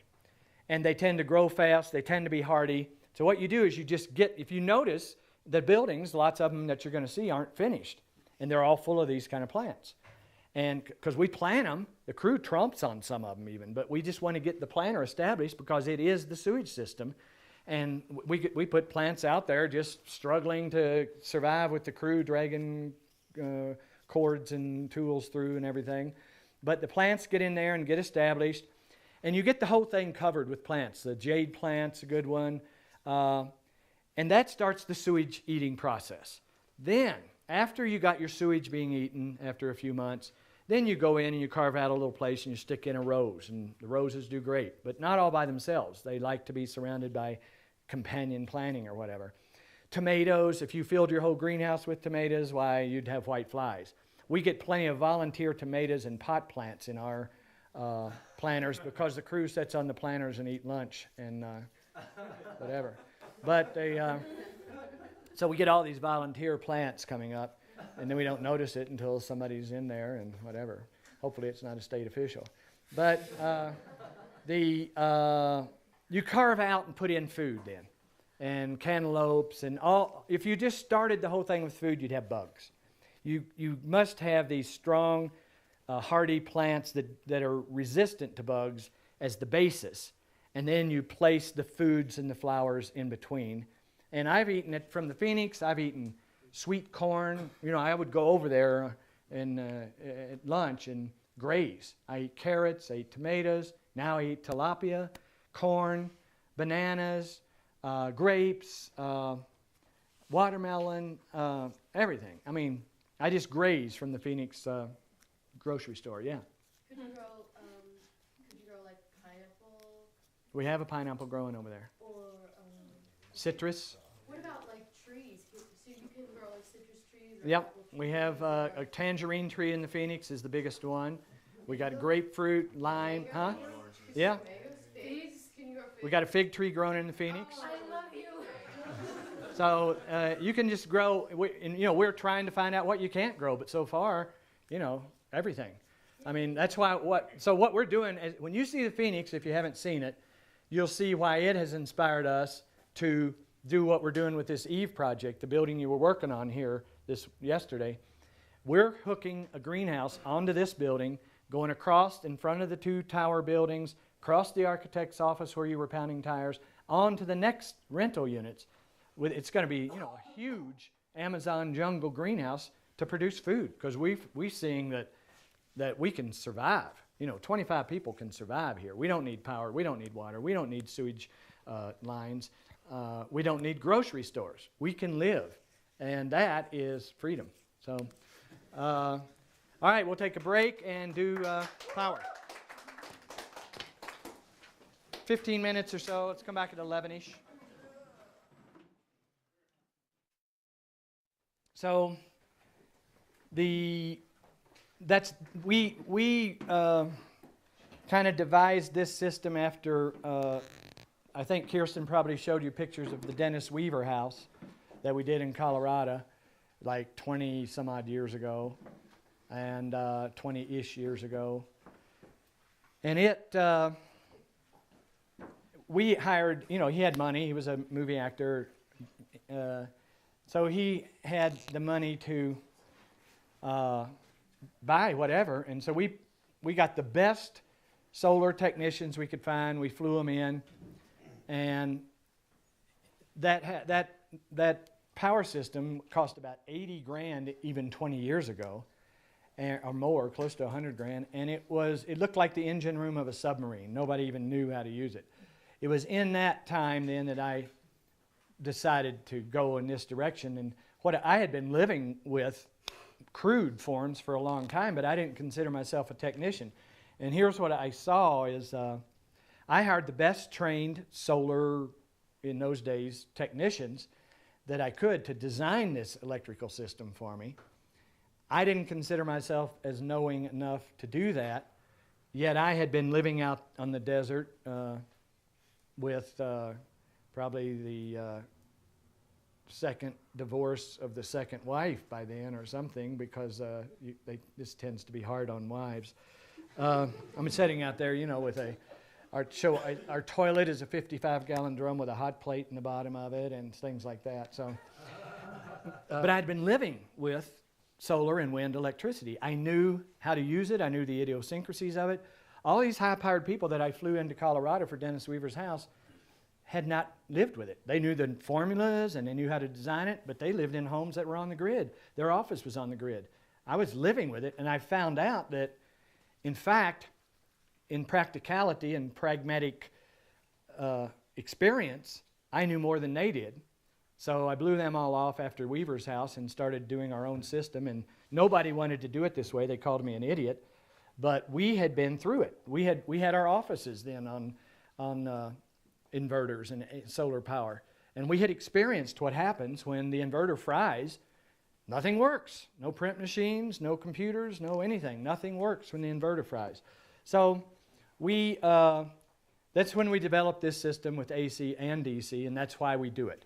You are not vulnerable to one piece of equipment going bad when for your whole system. Your house will still function. And so that's the rationale for it. It makes good sense. Don't let anybody talk you out of it. Now, other than that, then you're looking at choice between sun, wind, hydro.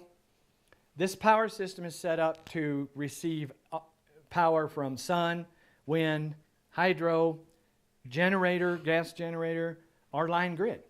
All it does is channel all the energy to the batteries. You don't have a dual system. You just have many sources going to the same bank of batteries. Now, people ask a lot about wind. I would say only use wind if you have to. It's great, but it's moving parts. Photovoltaic panels are not moving parts. They're good for at least 20 to 30 to 40 years. They don't have any moving parts. They're not going to wear out. And in a climate like this with 300 plus sun days a year, they're going to be your best bet. I play with wind, and we're actually working on a new vertical axis windmill. Kirsten may have showed you pictures in history of some vertical axis windmills. They are the best. They aren't as efficient, but they last longer. Like every store-bought propeller windmill we've played with, there's these two towers out here, two posts, used to have windmills on them. They blew apart. Windmills blow apart, their maintenance. You send them back to the factory, they fix them the first time, it still costs you $300 or $400 to get them down and back up, and freight and all that. So I don't use windmills. The reason I play with windmills here is so I can get some experience, so I can use them in Norway or places that don't have much sun. If you're in an area that's got even 275 sun days a year, put your money into solar panels, not windmills. Solar panels are, the bigger you buy them, the less connections you have. So right now we're using 200 watt Kyocera's, BP Solar. Almost any kind is pretty good these days, but 200 watt is when they get 300 watt, I'll use them, because the bigger the panel, the less connections. There are things coming out even in these kind of panels, but also they call thin film. We're playing with it right now, but the reason we're playing with it is because some of these newer products that are not really out there big time yet produce power. See, a 200 watt panel may produce 30 watts on a cloudy day.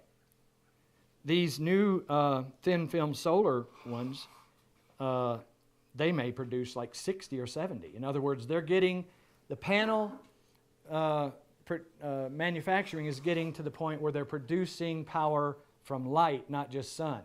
It's out there, they just haven't gotten it in here yet. The reason you know it's out there, if you go buy a solar calculator at Walmart, it will charge from the white lights of Walmart. I've even used a solar calculator in a full moon before. And so it's light, it's photons. So that's coming. And so panels that produce power on cloudy days are going to make a lot of sense. But even 60 or 70% on a cloudy day not 60 or 70, even close to 50% on a cloudy day, is not good for a regular house, which brings you to the nature of these buildings is such that we have done everything we possibly can in power, in water, sewage, heating, and cooling to reduce the amount of electricity that you need. There's no lights on in this room because it's day. There's a lot of solar gain and light. There's no fans to cool because there's natural convection cooling. There's very minimal water pump action. You can hear it in there, or maybe that's the water pump. She's probably running water into the toilet because you didn't get to take your showers yet. She's in the shower? Kill her. All right. Great. She said she'd be first. Yep. So there's very minimal power used in these homes. That means we can have a very small system. You take this system, our best system, 6 or 8 panels, 6 or 8 batteries, the latest 2.5K, they call that small, see? You need a 10K system at least to run a conventional home, because conventional homes are just full of things that draw power. The entertainment centers are on all the time, and we have timers on ours. See, at the Phoenix, it's got a flat screen TV, it's got a DVD player, but you have to turn a timer, and it goes off in 2 hours. And if you're watching Lord of the Rings, you got to turn it back on or something. But see, we would have people leave it all on all the time. They'll go off skiing and leave the coffee maker on. Those kind of things can ruin it. So we've had to idiot-proof the houses. And design them down in their use of power. And you have everything. At the Phoenix, you have high-speed internet, you have flat-screen TV, coffee makers, everything. But it's all set up so you can't really screw up. And just like everything else, we thought we had it together. We're making radical changes now in the amount of power used at the Phoenix. We're having to do that because our tilapia, we've gotten so into our tilapia, we have pumps going to aerate the water, and that's a must. The water has to be aerated and circulated, and it takes some power for them. And that's one of those situations where it's put us in a pinch. We've either got to buy more panels or get smarter, and it just turns out that it's easy to get smarter in the last 6 or 8 months because LED lighting is really getting out there. We took a 50-watt lighting situation and brought it down to 5 watts. That's like 10% of the power. The new houses are going to be all LED. We're going back and retrofitting the old houses. You can, because see, the bulk of your load of electricity in one of these buildings is lighting at night. You know, a little bit for a computer. And how was the shower? I took a bath. All right. It was the most awesome bath. I was cradled by the earth. All right. Good for you. We need the water. We need the water to flush. Now some people can use the toilet. I was working with the Earthship, like we were working together, and I wasn't polluting the planet. All right. For the first time ever when I've taken a bath. It was just incredible.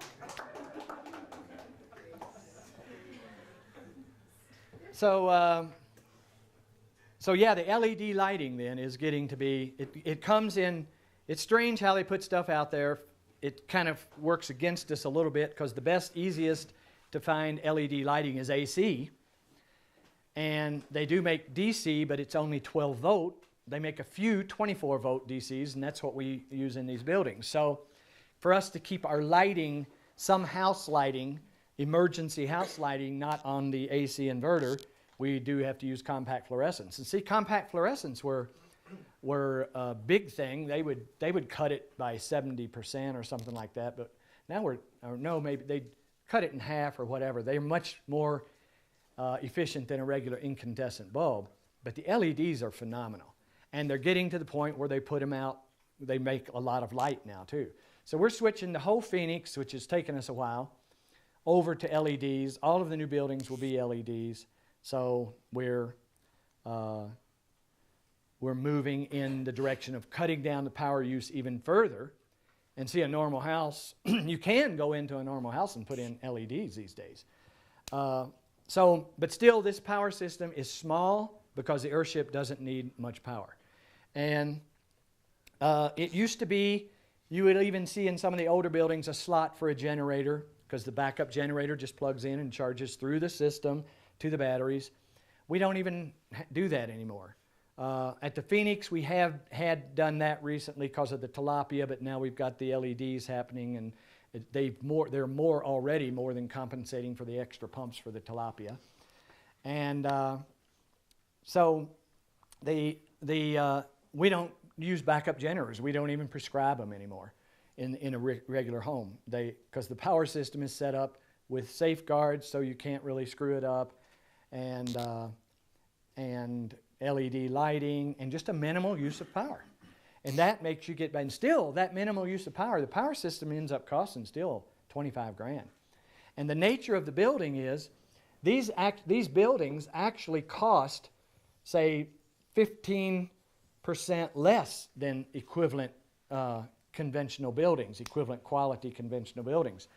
But then you throw in the power, water, and sewage, that brings you up to the same or maybe 5% more.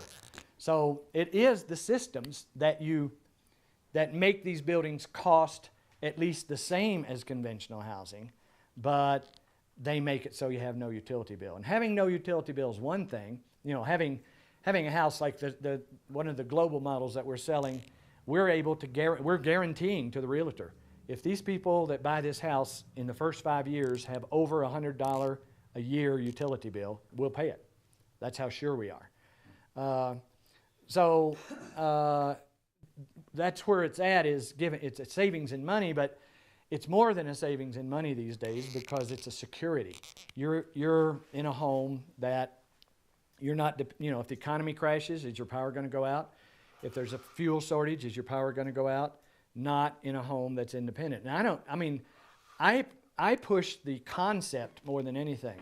In other words, maybe there are other ways to do all of this. I don't know who's doing it, but I welcome any of it. The point is, be off of the grids, not just to be cheaper, but to be more secure. And then, of course, that ends up translating into carbon zero and a soft footprint on the planet of people. The planet could support, 50 times as many people as are on here now if they were living. If they were living in a way that enhanced the planet. Like a lot of answers I get from my own thinking are from trees. Like trees trees basically enhance the planet.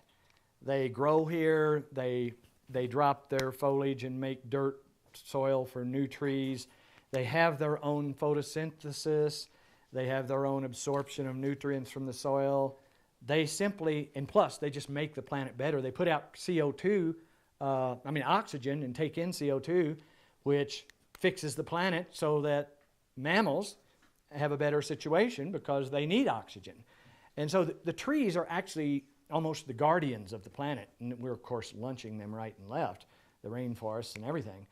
But you never hear anybody say there are too many trees. The trees are really the model citizens of the planet. And we're trying to make humans do the same as trees do in terms of just logic. It's not I even get my feathers ruffled when people call me an environmentalist or something like that. I don't really buy all that. It's just logic, that if you enhance the world around you, then you're basically reinforcing your own existence, really. And so that's kind of the logic that's behind these buildings. And so the buildings are aimed at treading softly on the planet and needing less. But it doesn't mean, you're doing without anything. It means that you're strategically gathering what you need. And that's the way this power system is set up. So if you have over 275 sun days a year, I suggest staying with PV panels and maybe experimenting with the thin film stuff. We are, and we'll be putting it out on the website, what we learn and all that kind of stuff. Yeah. Have you got a hold of the thin film? We got some in, and what we did is in the Phoenix, when you go there, you've been there, I think. We're seeing that. Oh, great. Yeah. The tilapia pond last fall got below 60 degrees in the water is lethal for tilapia. They're a tropical fish. So we were just getting ready to have a fish fry, and all our fish died. And it was because the water got down to 58 degrees. So this year we got a swimming pool collector, and it's got a thin film panel powering a little submersible boat village pump that shoves the water, whenever the sun's out, it shoves the water through the collector, and it comes out. It's probably just going to bump the water up enough to keep it above 60 degrees. It's working. And so we got a thin film solar panel to do that. And we observed the other day, it was cloudy. The pump was still working. So it's like, with the typical panels, the pump would just go off. Right. So the thin film solar panels, everybody poo-poos them because they're not near as efficient. It takes more area for this amount of wattage than it does for the actual full-on panels. But who cares? Area. The thing is, they make power in cloudy days. So What's the price comparison on the two? it ends up per watt being even a little less expensive. Right. It's just they say they're not as durable for lasting forever. They're not as efficient, and so because everybody's out for in the real world out there, they need massive amounts of power to run their massive houses that have massive demands. The first thing on any level of survival is reduce your demands first. I mean, then, if you're going to Everest on a trek, are you going to take your grand piano with you or not? Do you make a decision? Well, I want to stay alive up here, so I really don't think I'm going to take my grand piano. And so the future is kind of a trek, really, for people to deal with the future. So you're designing your life down. Again, you're not doing without. You're just what's logical for you to take to Everest, what's logical for you to take into the future. So the buildings are designed down, and it turns out that we can power them fine with a minimal power system. So that's kind of the rationale behind the overall design of the system. Then there are things like, to stay into solar panels for a minute, I mean, like, if you do use wind, we are developing in the history, whether Kirsten showed it to you or not, I don't know. We had vertical axis windmills. We actually had one spin for 25 years with no maintenance. That's decent.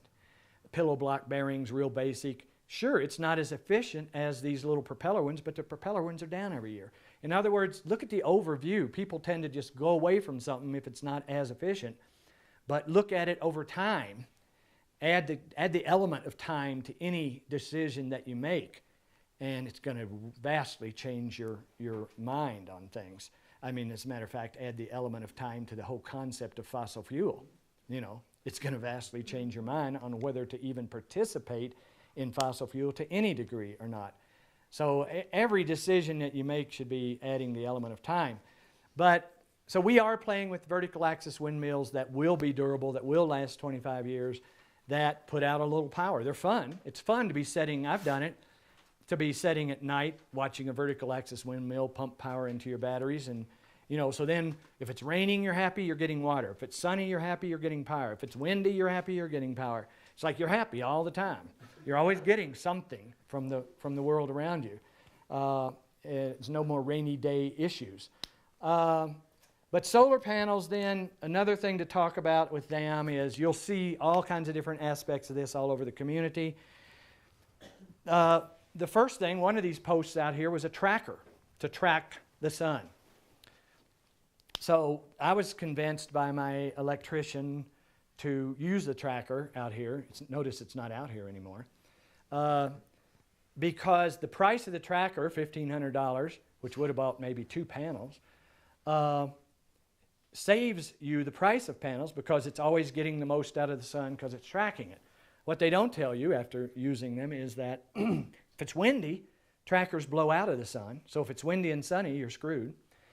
And in super cold climates, it sort of doesn't really get started moving because it's all kind of frozen up until 11-ish. And then it quits again at 1:30 or 2. And so and then they blow down and break, and they're big sails, and they look industrial and so on. So we learned very early on to blow off the tracker, put that money into more panels, and we made our own little racks on the front of the buildings that adjusted out for the high, they had a hinge here, they adjusted out for the high summer sun and adjusted down for the lower winter sun. That means you have to go up on your pro-panel roof and fall on your ass in the snow and adjust your panels twice a year. So we started moving away from that, and the apparatus to even hinge these and mount them and do this cost as much as 2 or 3 more panels. So what we did was we just took, okay, we'll put all of the money for trackers and racks and everything, buy more panels, bigger panels, and we'll decide what the average year angle is, and for here it's right at 45 degrees. So if you notice on the global model, there's a 45-degree slope up here and then the steeper one, and there's where our solar energy comes to. It's halfway between the winter and summer angle, no adjustments, no moving parts, and we're fine. In other words, all of this tracking and high-tech stuff just costs money and is maintenance. The less technology you can get into, I mean, we're definitely using high technology. We're solar panels and inverters and things, but just keep it simple, and you keep the maintenance down, you keep the price down, and it works fine. We put all the money into panels. We do not do tracking of any kind, winter, summer, or morning, evening, night, whatever. So that's definitely the story on panels. You stay with the bigger wattage, because like on these older buildings, you see we got a whole, we got 30, 50-watt panels, and they're on trackers. So, you have to have a maintenance man just to deal with that. And so we're going to switch all of them. We got so many buildings that we can't keep up, really. And that's another thing. You don't want to have to keep up. You want everything to be so that, you don't have to do maintenance. The early versions of all of this was a lot of things you had to do. It was like running a sailboat. But now the versions that we have out now, they're very minimal in terms of operation and maintenance. So, but if you're in a cloudy area, my recommendation now would be thin film solar panels, which still would go right on that same place. You can actually surface the whole area. Right now, if you notice, like on the global model that you'll see in a little bit, There's like 6 panels up there, or 4 in some cases. Well, it takes more area with the thin film solar, so you just surface this whole thing. The whole length of the building would be a solar collector of thin film. And then that's going to get you, in a cloudy area, that's going to get you some power, even in cloudy days. And then in the cloudy area, you would throw in a vertical axis windmill. But it would be within a couple of 3 months, we will have this real beautiful one we call a dynasphere. It's a sphere with a vertical axis. And the reason it's a sphere is because these cylinder ones, it's all about small amount of wind starting the blade, and everybody knows the principle of leverage. Well, on a cylinder, there's just a little bit of leverage. Look how much more leverage there is on a sphere with the same height. There's a lot more leverage in the blade. And plus, it's beautiful. So we're making this whole sculptural thing that's going to set out here on this big post and spin and make power. And so we'll be taking those to Norway and different places where it's cloudy. And so windmills are a maintenance issue. I mean, if you ever see like the wind farms, in addition to being dangerous for flocks of birds and whatever that, they're always, half of them, have you ever seen a wind farm with every windmill turning? They're always half of them down. It's maintenance, maintenance, maintenance. And a bit of danger and an environmental hazard and so on. I don't particularly buy wind farms. The one wind farm I did like was in the bay out in front of Copenhagen. They've got a bunch of them out in the sea. That's pretty cool. That's not bad. But still, see, the whole thing with wind farms is, other than maintenance, it's clustered power, centralized power, that you're having to move through an infrastructure to get to the homes. So centralization is really the wrong direction, in my opinion.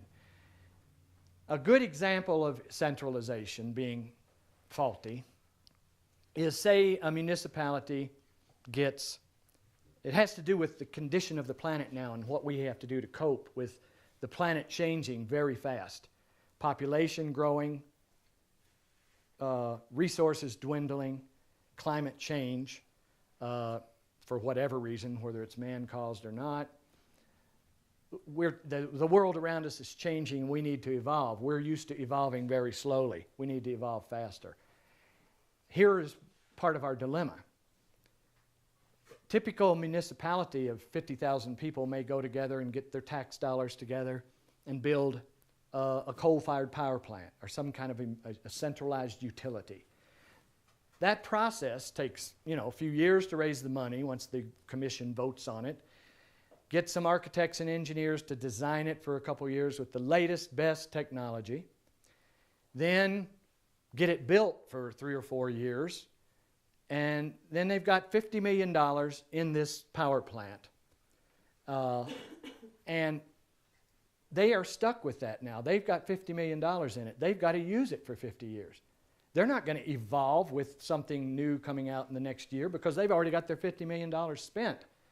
So where they are is they are taking their increment of evolution and making it be 50 years. So that little municipality can't evolve except every 50 years.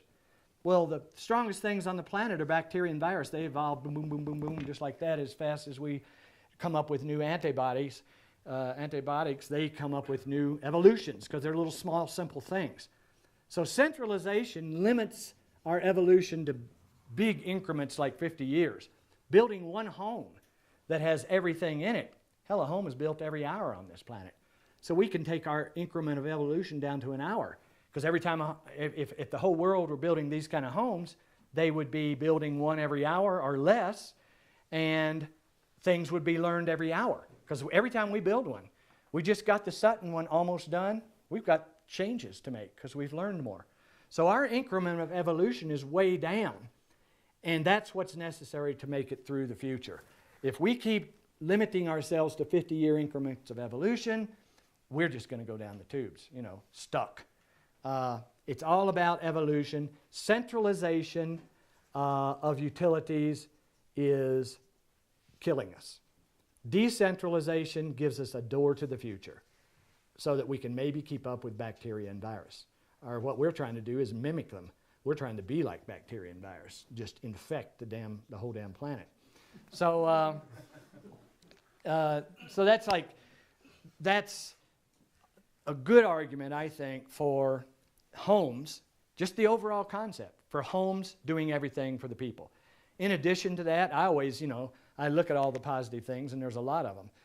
In addition to facilitating more rapid evolution, it empowers people. All of a sudden, you're in charge of your power. Nobody can shut your power off. You're in charge of your water. You're in charge of your sewage. You're in charge of your life. You own your life.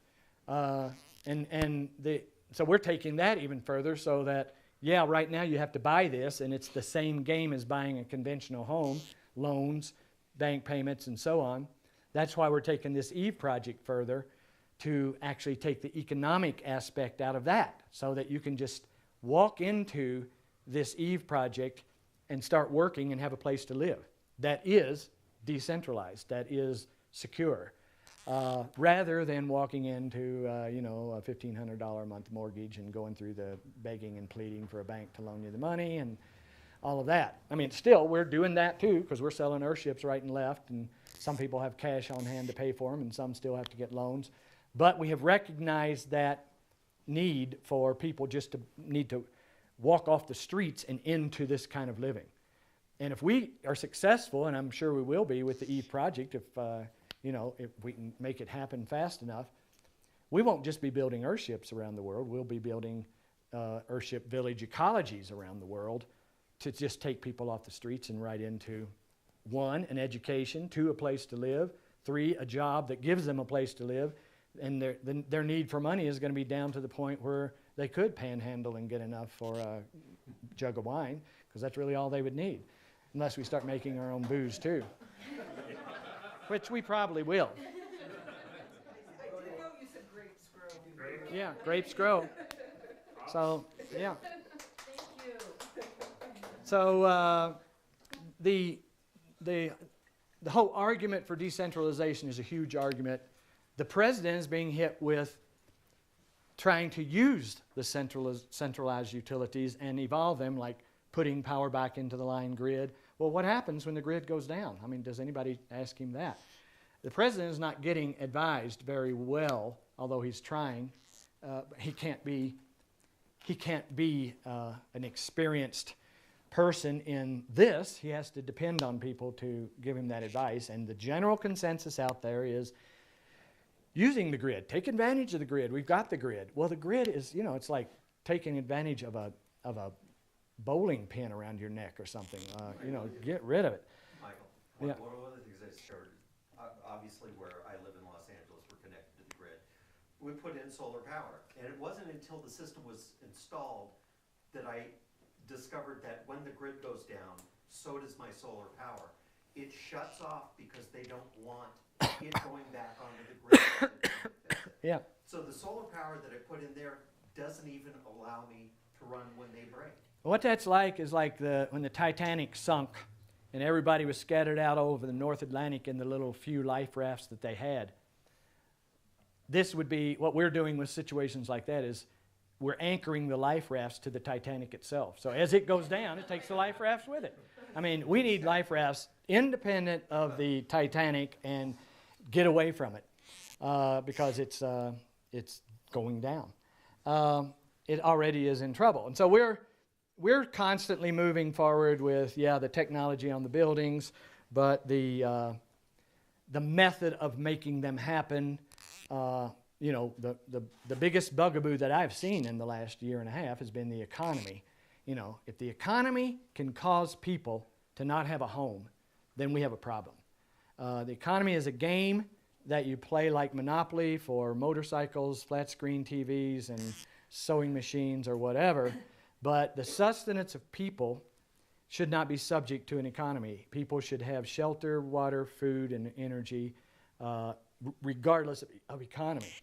And if that's possible, and we're trying to show that it is possible, then that can affect everything from health to war to everything, to spread that potential around the world.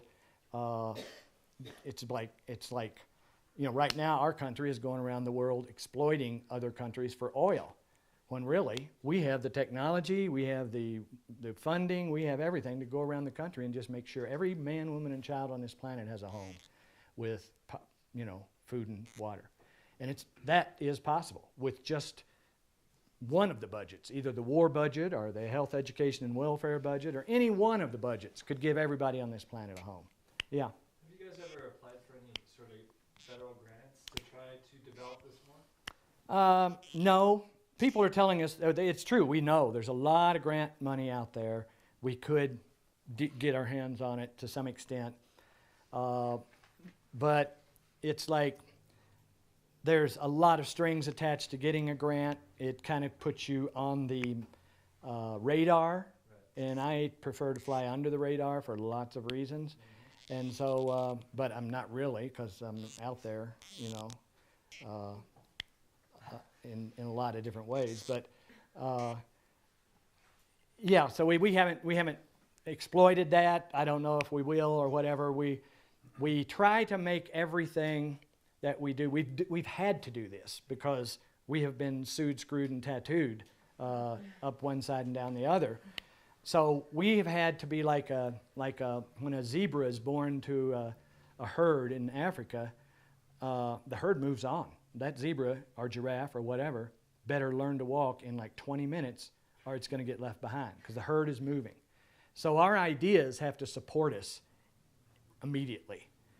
So we've always made it so that what we're doing supports us. Fortunately, our needs are not that extensive. You know, we all drive Mercedes, but they're all 1950, 60, and 70, held together with rivets and whatever. But we all are living, you know, we're living, as far as we're concerned, we're in the lap of luxury, but it doesn't take much to supply it, you know. I mean, Amy, or the woman who handles our books and everything, she gives me $500 a week.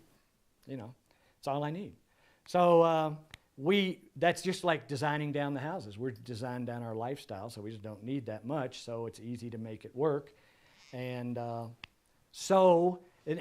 that brings up one other point that I think is significant, and that is the idea of we've had a lot of investors like want to buy us out and buy into this and all kinds of things, and every single one of them wanted to just increase profits, stop evolution, start manufacturing, and get this out there. There's a fortune to be made, and the actual this company has never made a profit ever.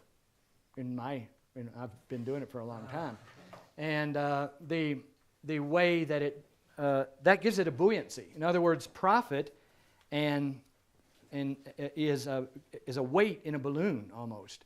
You've got to make a bunch of profit for the board of directors. The fact that nobody needs a profit in this company gives it a buoyancy. I mean, we're traveling light, and you have to travel light to find out about new terrain. And so it actually becomes a way of life. It becomes a lifestyle, which maybe is even a valid lifestyle for the entire planet, you know, which gets you further and further away from economy. I mean, it's insane that some kind of a game like economy can stand between people and feeding themselves. So it's all, when you start looking at it overall, it's all interrelated. You know, we're not just talking about environmentalism. We're not just talking about recycling or energy or fossil fuel or economy or politics or even spirituality. We're talking about everything all into one movement, and that's how we live on this planet. So are there any other questions on electricity? Yeah. You experiment with like alternative battery systems, like compressed air or ray systems? We have looked into that. There's lots of different ones, like flywheel is one I kind of like. They do it in the space modules where they power up with solar a giant flywheel that's spinning so fast they have to put it underground or in a steel vault in a spaceship. But the power goes off and the thing keeps spinning they've got it spinning in a vacuum, so there's no friction, and it just keeps spinning and producing power as it slowly winds down. So you're storing power in momentum. And then there's, storing power by getting something up high and then letting it come down slowly. And there are a lot of, then battery technology, actual cell battery technology is getting better because of battery cars. So I think batteries are the weak link in what we're doing, and people will give us static about that. They'll give us static about anything they can. And what I'm saying is, it's worth it all. I realize that, we actually came up with a good line for that. We're going to make a t-shirt of it. There is a lot wrong about the way we try to do things right. And that's the truth. Batteries are bad, but they give us the freedom. They give us a dependency, and from that dependency, we're opening up our minds to the point where we can see way, way beyond. And batteries got us there. Batteries are wrong, but they got us there. It's kind of a thing like if you're climbing a mountain, you aren't always going up. Sometimes you're going horizontal and even down to get to a place that you can go up from. And we experience that all the time. So when people rag us about batteries or the bad insulations that we use, or which there are many things that we do that aren't perfect, but we're just simply trying to get to a level from which we can see the level beyond. And it's like I've even made a diagram. I'm visual, so I have to make little pictures for myself to understand what the hell I'm thinking.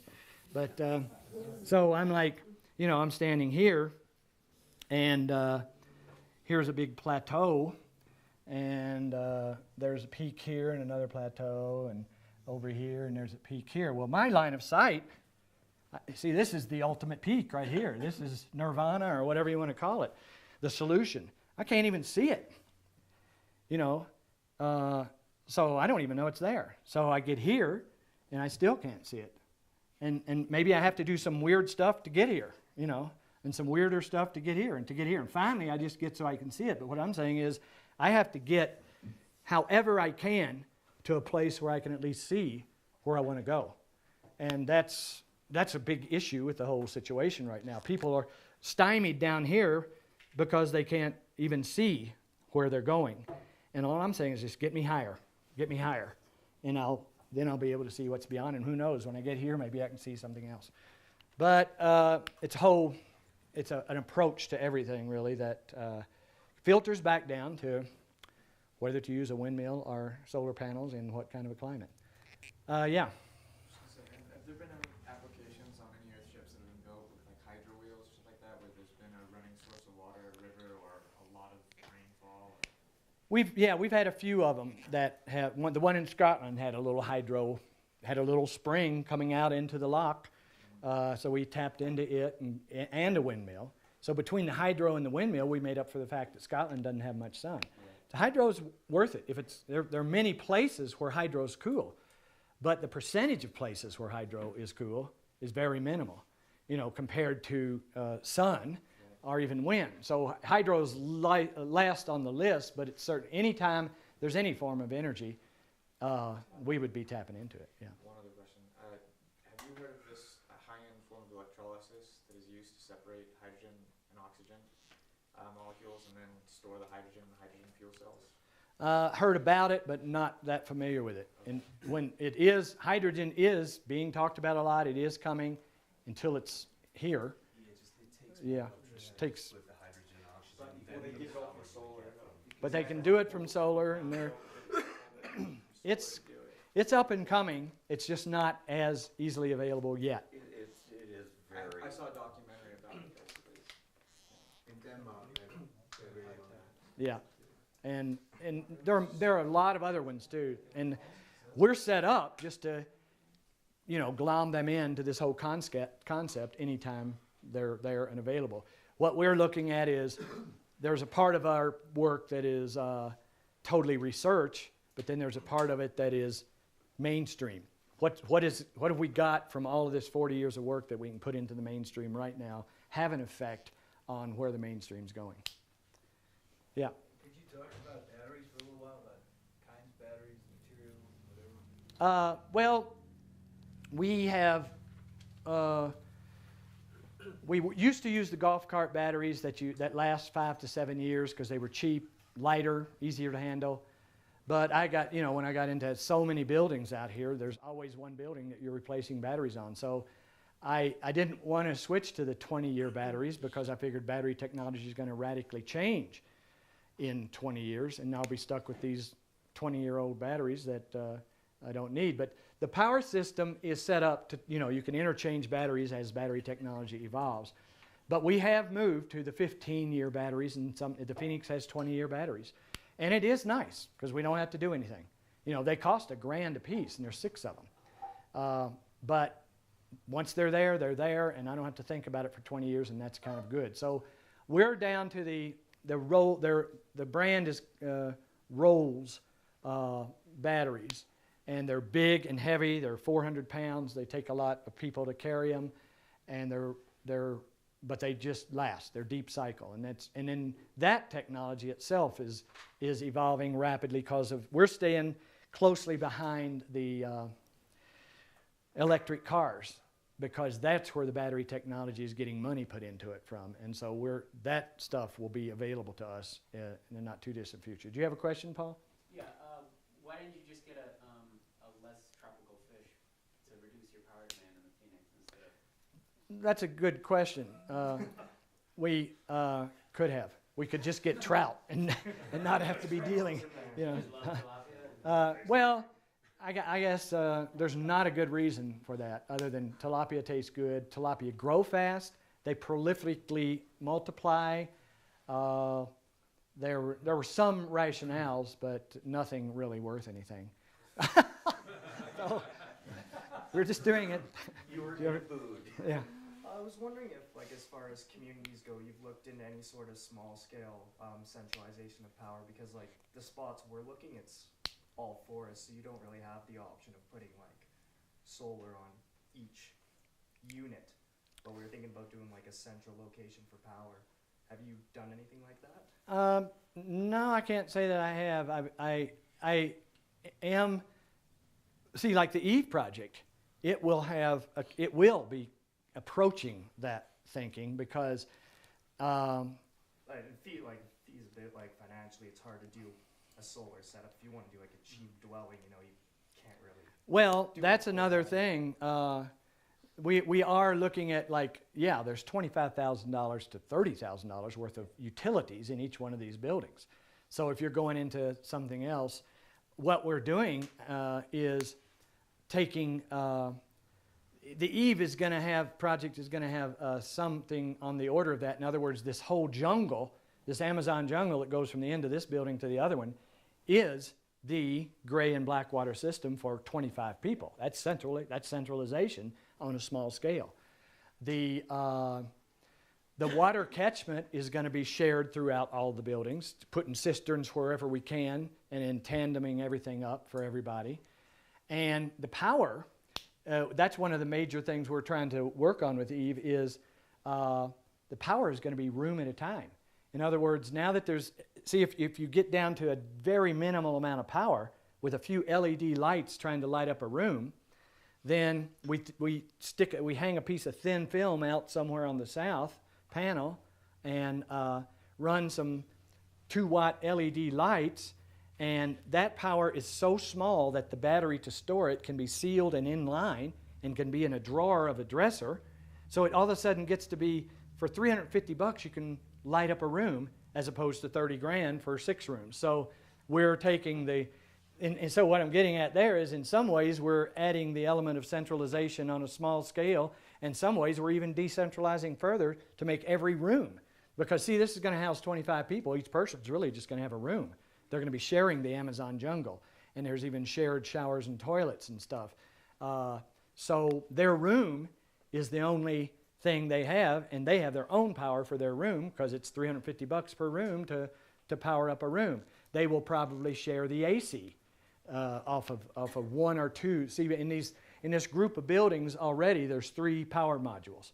We're going to try to use those 3 power modules to do all the AC for the computers and TVs and whatever, and then give everybody in each room, or maybe a couple lives in one room or whatever, but everybody in each room their own power. So we're thinking on a small scale in that direction, and it's not that I would say you have to be a fanatic and totally decentralized, but when you get into a situation, you'll find that if you're willing to decentralize to some extent, you can take steps.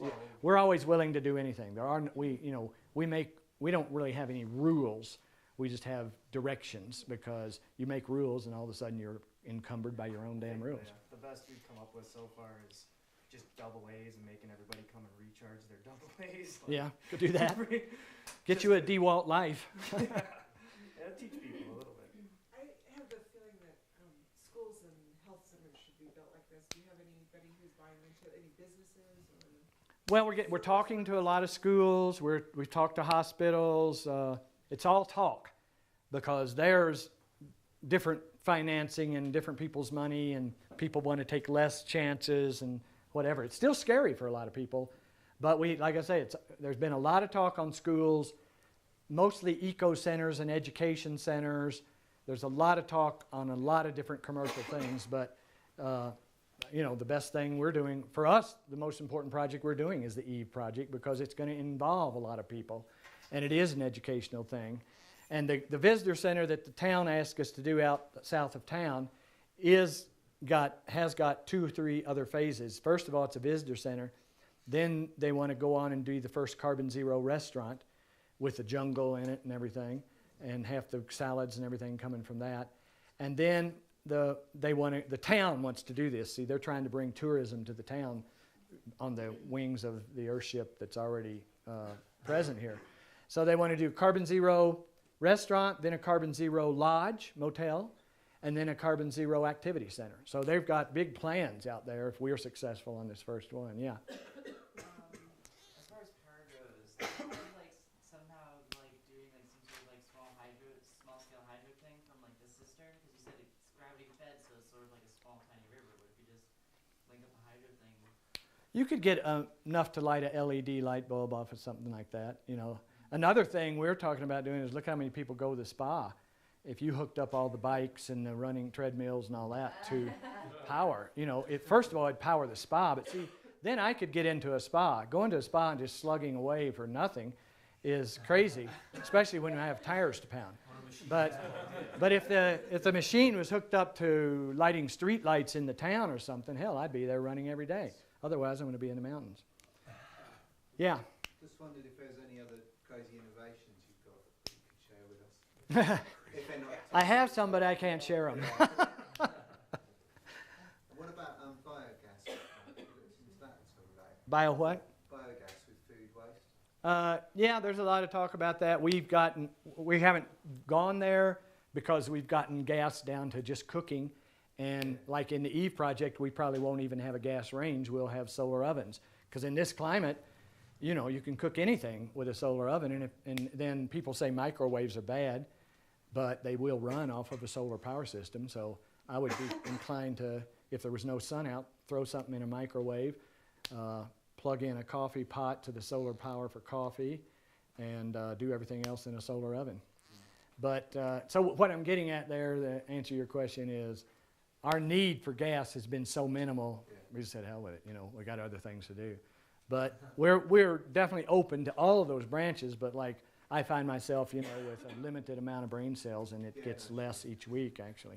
So. There's 30 people chucking food away, and you've already got compost. Yeah. We should be doing it. Quite a lot to make gas Yeah. from. We should be doing it, and as we get more people involved, we will be.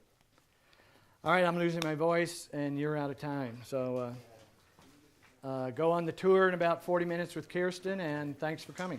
Thank you.